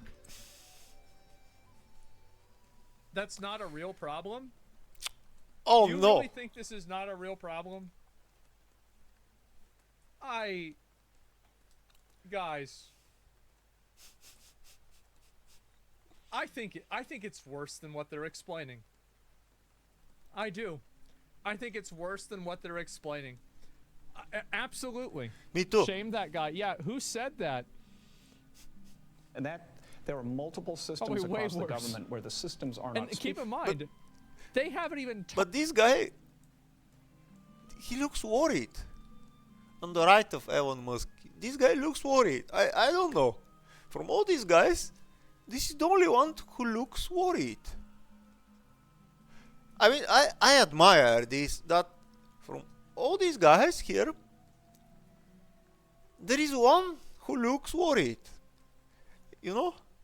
Like, everybody is taking a good laugh of this meeting and the information which is shared, but talked about the military yet. No. They haven't even gotten there. You think this is bad? This is like, bro, this is like their farming experience for the boss fight. The boss fight's going to be the fucking military budget. With one another, and if you just solve that. See? This guy looks worried, I swear. I simple problem, you would solve a huge amount of fraud. So one of the ways that, like one of the key tricks that the fraudsters pull is that they will use the fact that someone is marked as live, and as sort of just that social security number is marked as live in Social Security, and then get disability and unemployment insurance for a dead person. Because the databases don't talk to each other, all they got was from Social Security. And it's because it's a stupid fucking employees that do it. because the employees don't care, because everything in the federal government, so like we all probably have this, like we've all had one of these, right, where it's like you have a performance graph where it's like a 1 through 10, 1 through 5 system. Government's 1 through 5. 3 is good, 2 is bad, 4 is great, 5 is amazing, 1 is what the fuck, right? It's pretty simple. Yeah, you have your KPIs, key performance indicators. These people, and this is what happened at the IRS.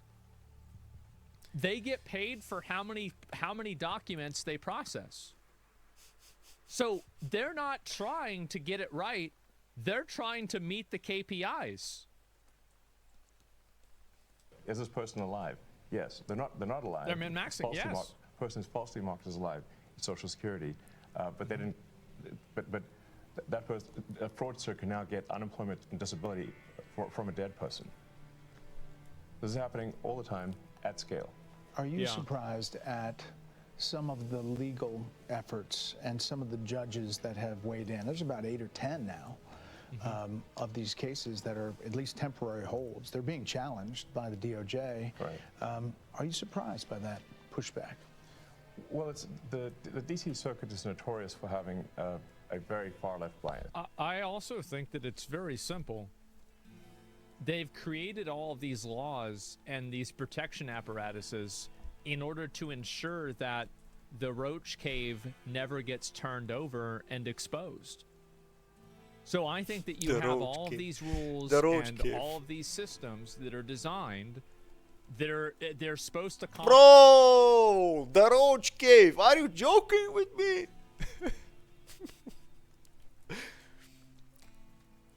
The Roach Cave.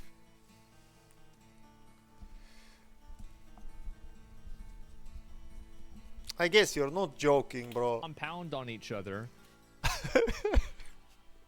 And there's all of this bureaucratic red tape, and this is working as intended. This is it. Democrat Roach Cave. It's not the Democrat Roach Cave. This is the unironic swamp.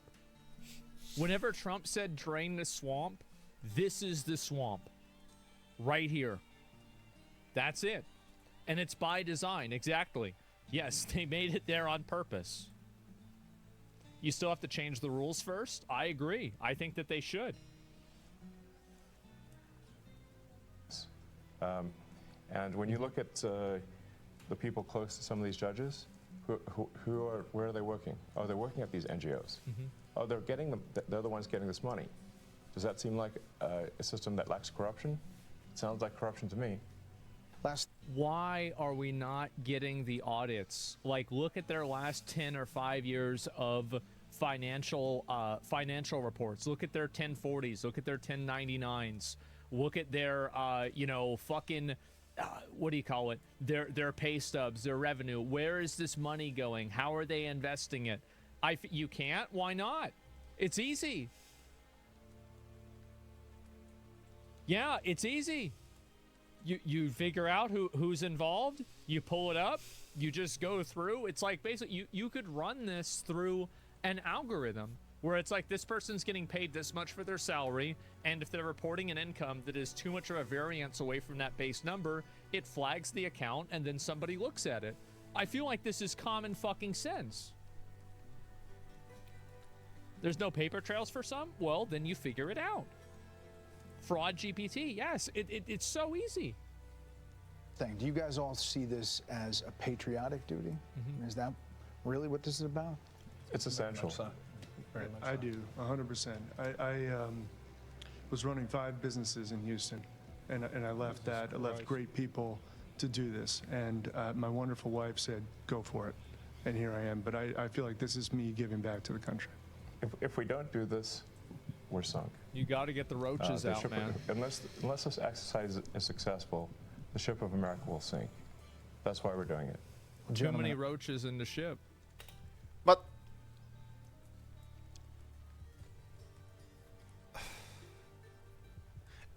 I'm sorry. I'm sorry for the question, but isn't it already down on the bottom of the ocean? That thing? That ship? I think.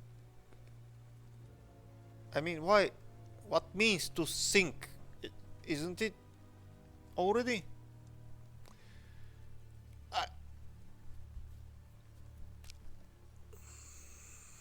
I really appreciate the time. Way too many today. roaches. And hopefully it took some of the myth and mystery out of Doge and what's happening behind the scenes. Thank you. What's hilarious is that if you get audited, the IRS will find every fucking cent that you owe, but we're talking about billions of dollars here that can't be traced. And you're also talking about people like, these aren't people that are like washing their money through 17 different Solana, Monero fucking crypto accounts, right? They're not doing this through like a Cayman Islands gambling profit fucking scheme that's then being reported in a different country. Like, they're not doing this. They're just probably, like, most of the people that are doing this just fucking retards. And I guarantee you, if you just look into it, it'll be obvious. Some of them will be smart, but most of them won't. We asked on X, your platform, for some, questions. And here is C. Sperling. He writes, are they happy with the speed at which they're making changes? Are there any changes they would like to make but haven't yet? Well, go faster. I think in the context of the government, we're moving like lightning. In the context of what I'm used to moving, it's slower than I'd like. What seems like incredibly fast action, I want to see the arrest. Yeah, that's the thing. Is to me, like, none of this matters unless you crucify the people that have been doing it. Like, because unless we find the people that have been committing the fraud, and there are some cases where the fraud is not actual fraud, it's just them not giving a fuck so much that it's basically fraud. Okay, but there are political accusations. I don't understand. There are political accusations that the opposite political party is involved into these decisions and swamp and this whole mess, and the numbers didn't add up anymore. I mean, so, and on the elections there is very close, like 1, 2, 3, 4, 5, 10% difference. So that means, and guess what? It's I guess if you're a member of a political group, party, it's like only 2 USA as far as I know. So that isn't that mean? It leads me to the conclusion that half of the population. How you can find out that half of your population were involved into this? I mean,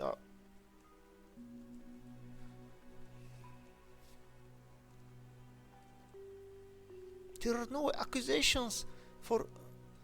I mean, there are bigger accusations than actually acceptable.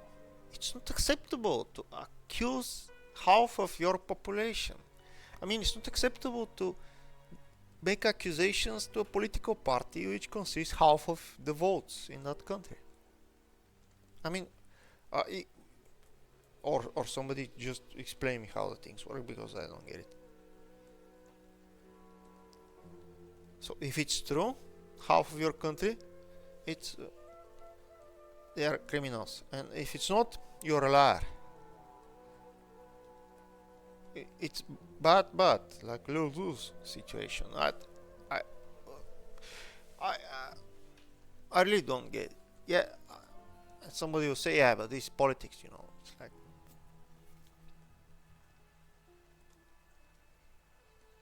yeah, but there should be some meaning and some value in this speaking. I mean, I'm trying to listen to what's being told. I know it's politics, but I should read between the lines. Yeah, sure. So what's written between the lines? You need to have individual personal accountability for those people. Yeah, but accusations are about a political party. Accusations are about half of the country. The other half is accusing. I don't get it. It's slower than I'd like That's to be what I totally think. frank. But we are making solid progress. A very sort of thorny problem, a tough problem, really it's kind of like painful homework, frankly, is reconciling all of the government databases to eliminate the waste and fraud. Yeah.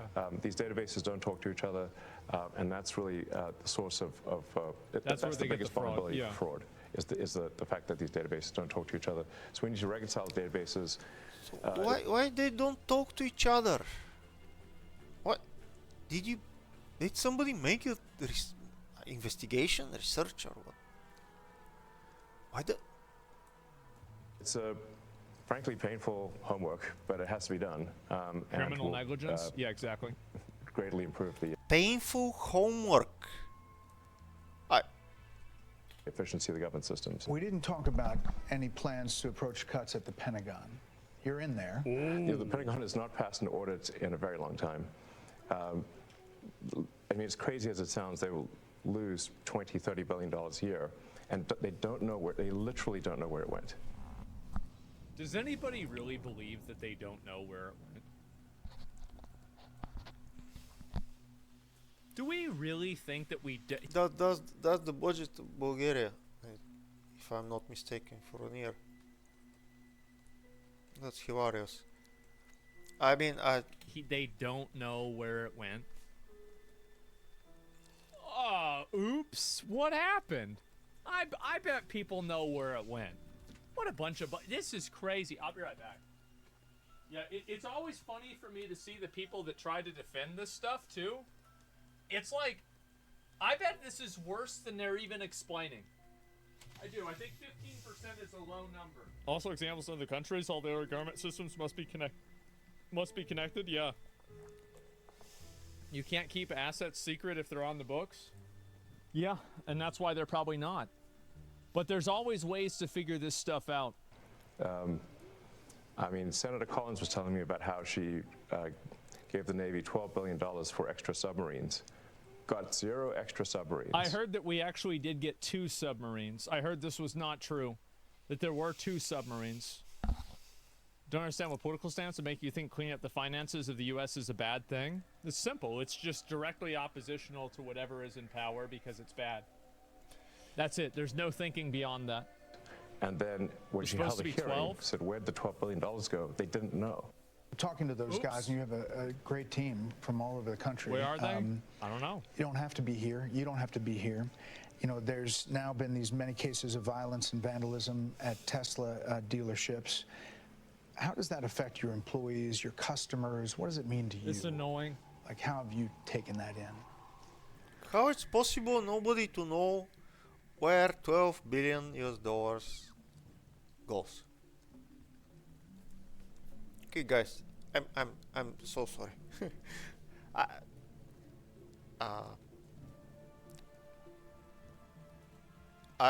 I can propose the following. I'm so sorry. Let's solve it for like $1.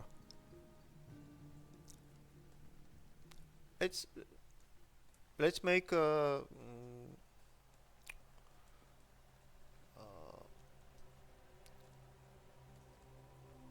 let's make one crypto coin where we'll put details about government decisions into the transactions. We incorporate them, incorporate the details, and then this will be held as information on the crypto chain in the like forever.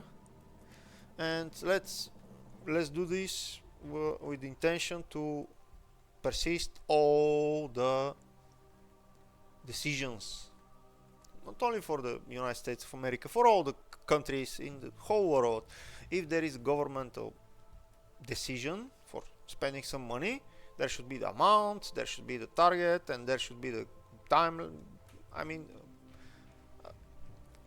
have a simple metadata for why there are some money given to somebody, and this to be a rule. Everybody, every country, every government needs to do this, needs to push this information, and if it's not there, the money to be illegal and to be like stolen. and then let's have the at least the historical information. What's the money for? I'm sorry, it looks simple, but it's not so simple as you can imagine. It's not so simple to implement, not from technical point of view, but from the other standpoint of view. I don't know why how it's scary. It's scary somebody to say that 12 billion, they are not, these are 12,000 million US dollars. That I don't get it. I mean,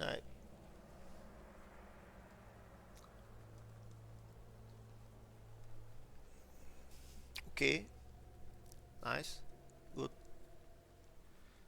but that's a shame. That's a shame. What that means? It's like the father is going to the family and he's saying, guys, I don't know where are the money, but there is no money for bread, you know.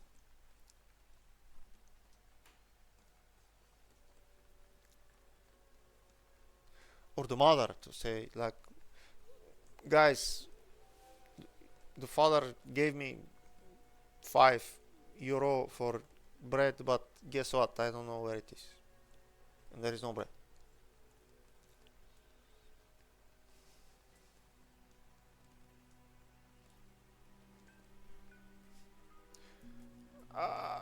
I'm sorry, I'm taking time, but that's 12 billion. That they are unknown where they are. And now I may want to just try to make the, isn't it supposed the capitalism to be more detailed about this kind of inconsistencies? Like, isn't it supposed to happen less often than in the communistic societies? Like in the communistic society, you have a government which is doing whatever he wants, and that's it, pretty much. And the democracy is like people are free. They are kind of they have freedom. They have freedom of speech. They have freedom of business. They market concurrency, and then but the money are gone. They are not here.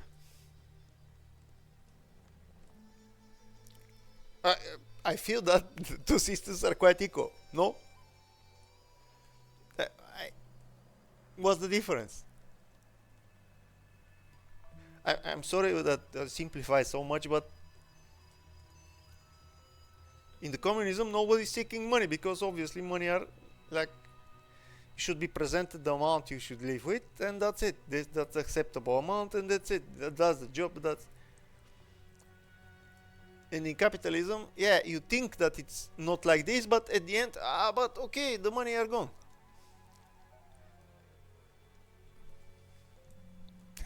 Sorry for the analogy. I mean,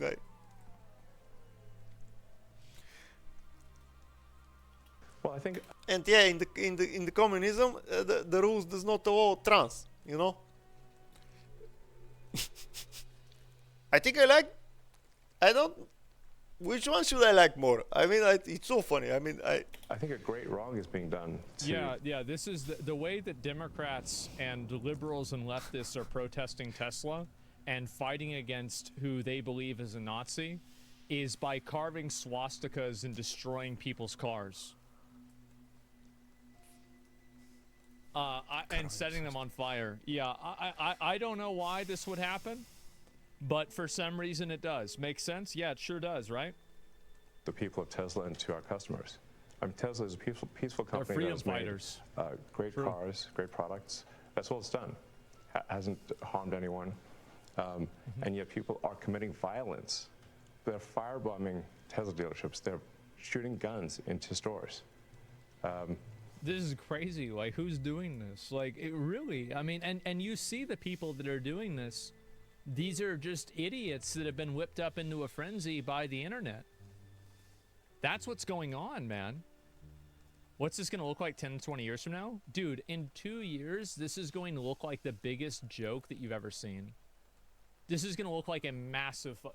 This will not, like, you know how, like, nowadays people look back at the BLM riots and they're like, wow, that was really stupid.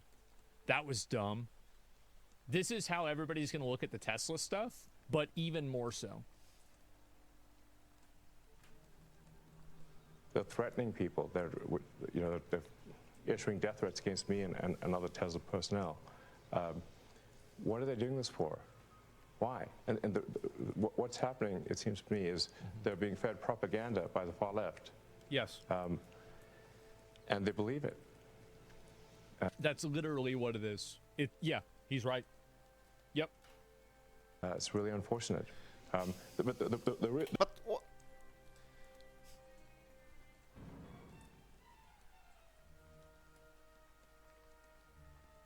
Now the discussion is not that the 12 billions are gone for the submarines. The discussion went to the personal threats about for Tesla and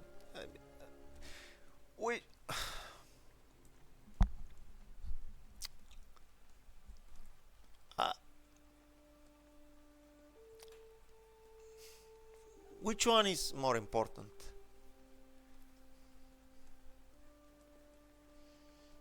Now everybody's asking for who? In general. Which one is more important? That there is a clear example giving loans to babies. In United States there is a clear admittance giving loans to dead people. There is a clear millions of people which are part of social security system who are dead. There are 2 million credit cards which were stopped. Why didn't they share the history of the transactions of this? And now the viewer is moved on to the different topic of personal.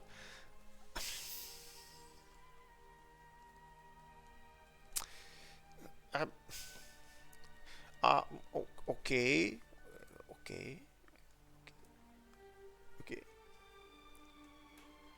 We should have empathy, it seems, or what? What's the idea? I don't get it. The real problem is not. The real problem is. Well, not the people. It's not like the crazy guy that firebombs a Tesla dealership. It's the people pushing the propaganda that caused that guy to do it. Yeah. Bro, the real problem is the one who made a reality 2 point whatever amount of million credit cards to be in a possession of somebody in your country. That's the real problem. It cannot be more real. And I guess he's the same one who is putting the bombs on the Tesla. I mean, what? Or I don't know, maybe. Those are the real villains here. And we're going to go after them. And the president's made it clear, we're going to go after them. The ones providing the money, the ones pushing the lies and propaganda, we're going after them. I want to see it. I do. I want to see it. This is what needs to happen. But Elon's acting on propaganda himself. I think this is the kid's problem. Like I feel like a kid. My mother is saying like there is no money for bread. My father is saying that he gave money for bread, but the mother spent it in a different way. And they point fingers at each other, but on my table there is no bread. There are no eggs. There is no ham. There is nothing. And guess what? Now, I should pick a side. A side. Who is guilty and who is not. But the reality is so simple. It's their fault.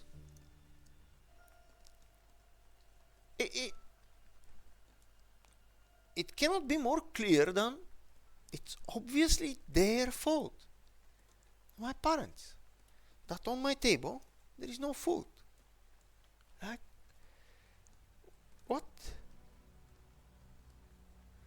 It's not my mother's fault or my father's fault. It's their fault that they don't understand each other.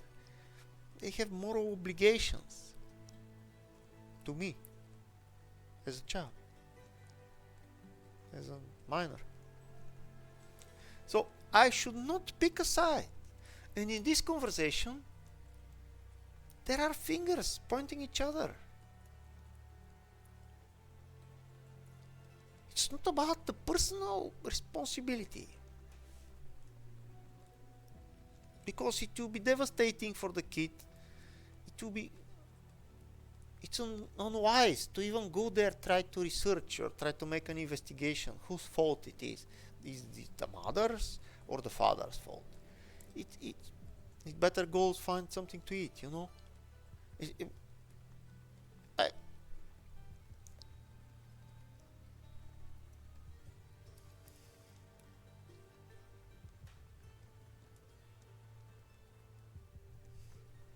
So it's gross for him to say this? Well, not really. I mean, like, if you have somebody that's putting out information that, you know, basically, like, they make a website and the website's cursor is a Molotov cocktail.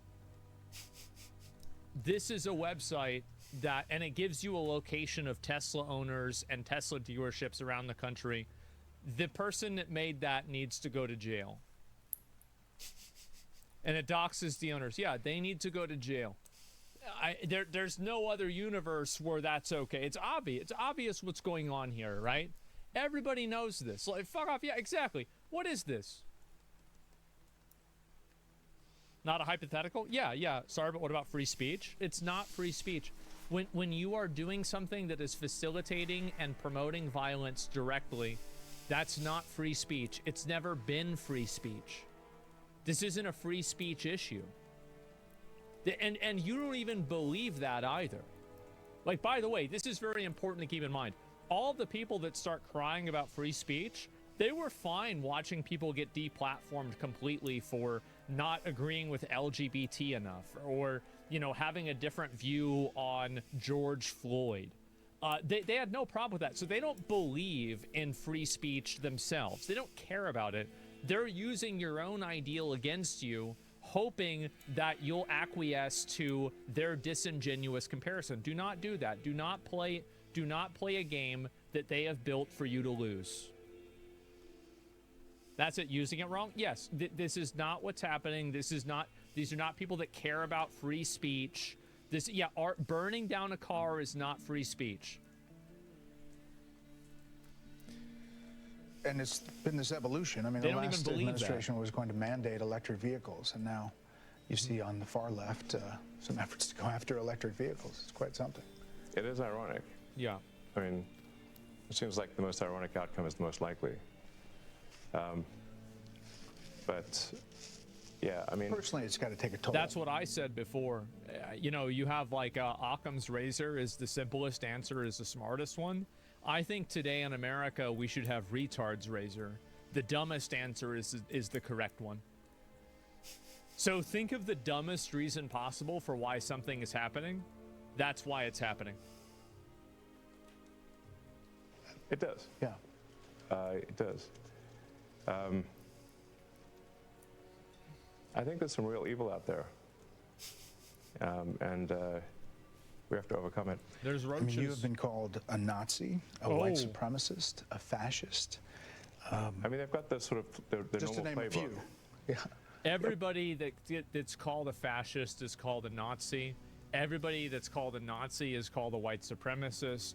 like there's all like when you're one of them, you're all of them.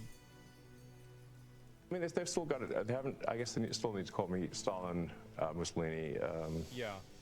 You know, whatever, Genghis Khan or whatever. I mean, they've called the president all these things. Yeah. I think Nobody at one point cares.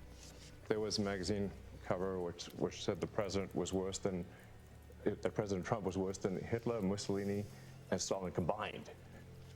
The president hasn't killed anyone. He hasn't started any wars. In fact, he's good at stopping wars. So this is obviously just, they're pushing these lies. And why do they push these lies? And I think that we need to hold people responsible for pushing these lies, because those lies almost got the president killed. What's something that I think it's important to make sure that people have like a right to free speech and a right to say what they think. But there's a big difference between that and the people that are advocating for violence and stuff like that. And I think that like any reasonable person can tell the difference between somebody that creates like a doxing website for like burning down Teslas and it like shows where all the owners live, and somebody that says like, I don't think somebody should go to jail for saying Elon Musk is like a Nazi, right? Or like Trump is like Hitler. Like I don't want to have somebody go to jail for that. I think that's you want to talk about like Doge, you know, like reducing federal spending. I don't want my money going to that. I think that's stupid. But the reality is that you need to look at the people that are doing it. And I think also we have a very, very big issue with mental health. And people nowadays are crazy. Like I think COVID one-shot about 20% of the population. Actually, it's more like 10 to 5% of the population. It's 20% of the internet population. And what happened to them is that their brain is just totally fucking destroyed by COVID. And it like the COVID messaging, the COVID culture, the arrested development for young adults and children that grew up during COVID totally fucked them up. And so what's happened now is that we have a culture of mental illness and retardation, basically. And this is like a prevailing problem that we have. Like a lot of these people that are, you know, violent, like these Tesla people or whatever, if you listen to them talk or you listen to like what they're saying or doing, they're usually dressed like idiots, they act like idiots, they talk like idiots. There's something wrong with these people. And at a certain point, why are these people out going around? Like we need I'm gonna be honest, because they just stopped their credit card. They had a credit card in their pocket, which was they feed from it, you know. They bought stuff, you know, from the Walmart, and somebody stopped it, and they are angry, you know. Guys, are we joking here?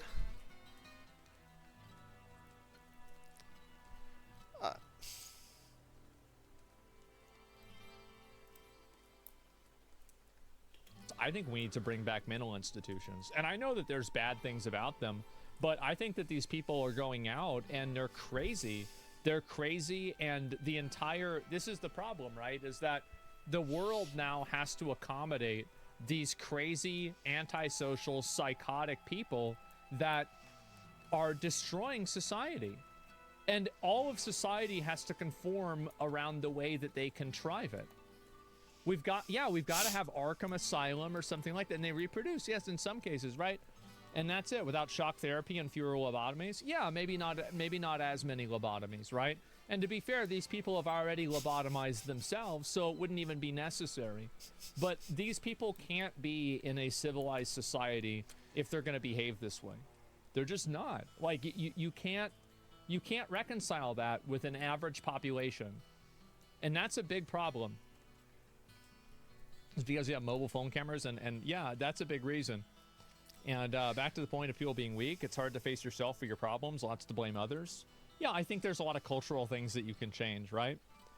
And yeah, some of them dress normal and work for the government. Well, not for long.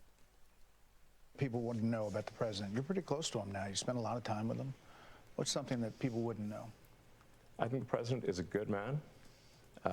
I think he is an honest man, and I've yet to see him do anything mean or anything that is wrong, that I would say morally wrong. Not even once. You know, a lot is coming your way, but sometimes you say stuff or post stuff that gets attention. You give it out, in other words. Democratic Arizona Senator Mark Kelly posted on X about his trip to Ukraine to push for continuing to send U.S. weapons and support there, and you posted that he was a traitor. This is a good question. Why do that? Well, I think somebody should care about the interests of the United States above the interests of another country. Yeah. And if they don't, they're a traitor. Yeah, but he's a decorated veteran, a former astronaut, a sitting U.S. senator. It doesn't mean it's okay for him to put the interests of another country above America. Obviously, there are some Republicans. Yeah, I mean, I agree. True. Who think supporting Ukraine is the right thing still, but there is a battle back and forth about how do you think it comes to an end? Well, I think there will be a negotiated peace, and the thing that we should be concerned about is we should have empathy for the thousands of people that are dying every day in trenches, for no movement in the lines. Yeah. So the borders remain the same. For the past 2 years, thousands of people have died every week for nothing. For what? And I take great offense at those who. There were two things which were said every day or every week. Which one? Which one of them? Those who put the appearance of goodness over the Obviously, thousands of. Okay. Reality of it. This is what happens when you're the CEO of Twitter, is that you get to see this. This is, remember, bro, I've been saying this shit. These people care more about looking good than doing good. That's what it's about, man. It's virtue signalers. Abso-fucking-lutely. 100% that's what it is. Yep. Those who virtue signal. This is like, you know, I'll give you a good example. It's like all these people that are like making these excuses for Assassin's Creed Shadows, saying that it's so good and, oh no, it's an amazing game and you're just racist that you don't like it. What they did is they insulated Ubisoft from any sort of legitimate, real feedback and criticism, and they did the same thing with Star Wars Outlaws. And they insulated Ubisoft from any criticism to make themselves feel good for pushing a social value that they view as virtuous. And the end result is that Ubisoft employees will lose their jobs, they will get fired, and soon they won't have, they're not going to have a job because they're going to get replaced by people in China. And does that matter to the people that made excuses for these games and tried to like carry water for them? No, absolutely not, because they care about feeling good. And if the consequence of them feeling good is that somebody loses their job because they've created a world that doesn't exist, well, then that's just what happens. Do you see kind of like how this happens is that these people, and you can see this a lot, it's like all of these rallies, for example, for these people that are like rallying against ICE, it's just a rally full of a bunch of white people that live in Minnesota. You live in Washington or Portland, and you're talking about like how illegal immigration isn't a problem for you. Yeah, of course it's not, because it's not happening to you. Like, and these people constantly have a massive amount of empathy for things that they no longer, like, they never have to face the consequences of their own empathy. And I think that that's the main issue. And social media has increased the currency that weaponized empathy like this gives you. And so that's why you have so many people tweeting about AI being bad, or Elon being bad, or Tesla bad, or like something else is good, DEI good. It's all about appearing like you're doing the right thing. And it's never actually about doing the right thing. It's pathological altruism. It's selfish altruism. It's not wrong to be empathetic, but yes, you're right. The problem is that they're not being empathetic. They think they're being empathetic, but the core goal that they have is making themselves feel good. They care more about making themselves feel good than making things good. They don't care about actually improving anything. They only care about being seen as a good person. So it's completely narcissistic and ego-driven. And that's why I think, by the way, a lot of the people that are pushing this are a bunch of narcissistic, ego-driven young women. That's the reason. That's exactly. Oh my gosh. Are you real? Yeah, it's the social currency that it provides. And if you look at these different protests, that's what it is. And it's primarily, yeah, it's Karens. Say, oh, we can't give in to Russia, but have no solution to stopping thousands of kids dying every day. They just want that to continue forever. Now thousands of kids dying every day. Thousands of people every day, then thousands of people every week, now thousands of kids every day. For such people. I don't want to make that clear. Yeah. Yeah. So you're optimistic. Because they're virtue signaling, and they're... Somebody says completely out of touch, take, brother, with all due respect. That's not respectful at all. Okay, go watch one of these protests. Go watch one of the protests for like Tesla or whatever, and you're going to see a bunch of shrieking banshee Karens. Every single time. Their lack of a solution means that kids don't have a father. It means that parents lost a son. For what? Nothing. So you're optimistic that the president's plan might work? The president's plan is the only thing that will work. Hey, Yeah, Sean we'll Hannity see what here. happens, Hey, right? click here to subscribe to That Fox was a News pretty good YouTube interview. page and catch our hottest interviews and most compelling analysis. You will not get it anywhere else. Yep. Well, I'm glad I watched this. I mean, I'm definitely a Doge supporter. I think the government's full of clowns and they waste tons of money and they're full of retards. And yeah, apparently there's more of it. And I'll watch more of it. I don't want to watch any more of it today. I think that's enough for today to watch. But I do definitely agree with the rest of it. Good.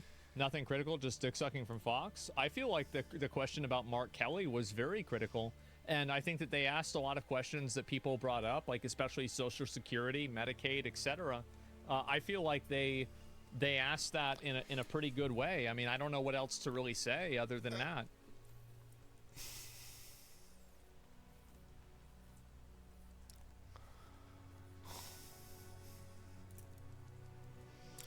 Okay, guys, it was an interesting video, but I don't know what to say to the end of this video. What is the swastika for Tesla? Like,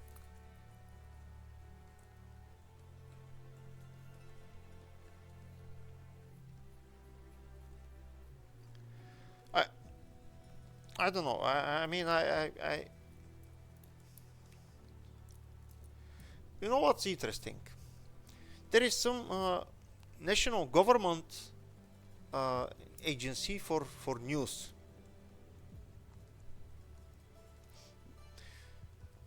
Bulgarian Telegraph Agency, and it's a government institution, ex-government institution, I think, which is about to which purpose is to share news with the population, and it has a website, and that website is shared with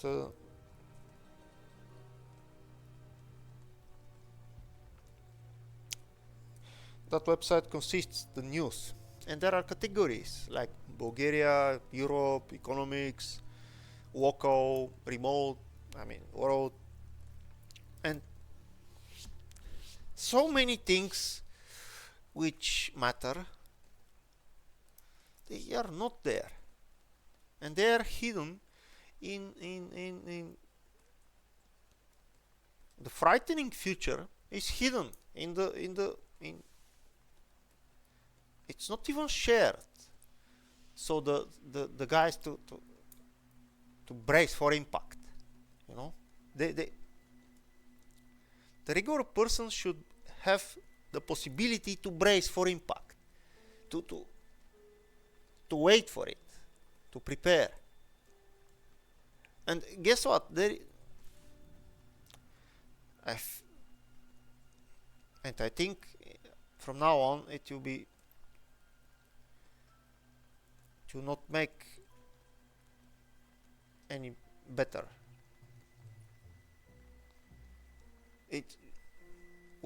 we're living in a good world now, I think.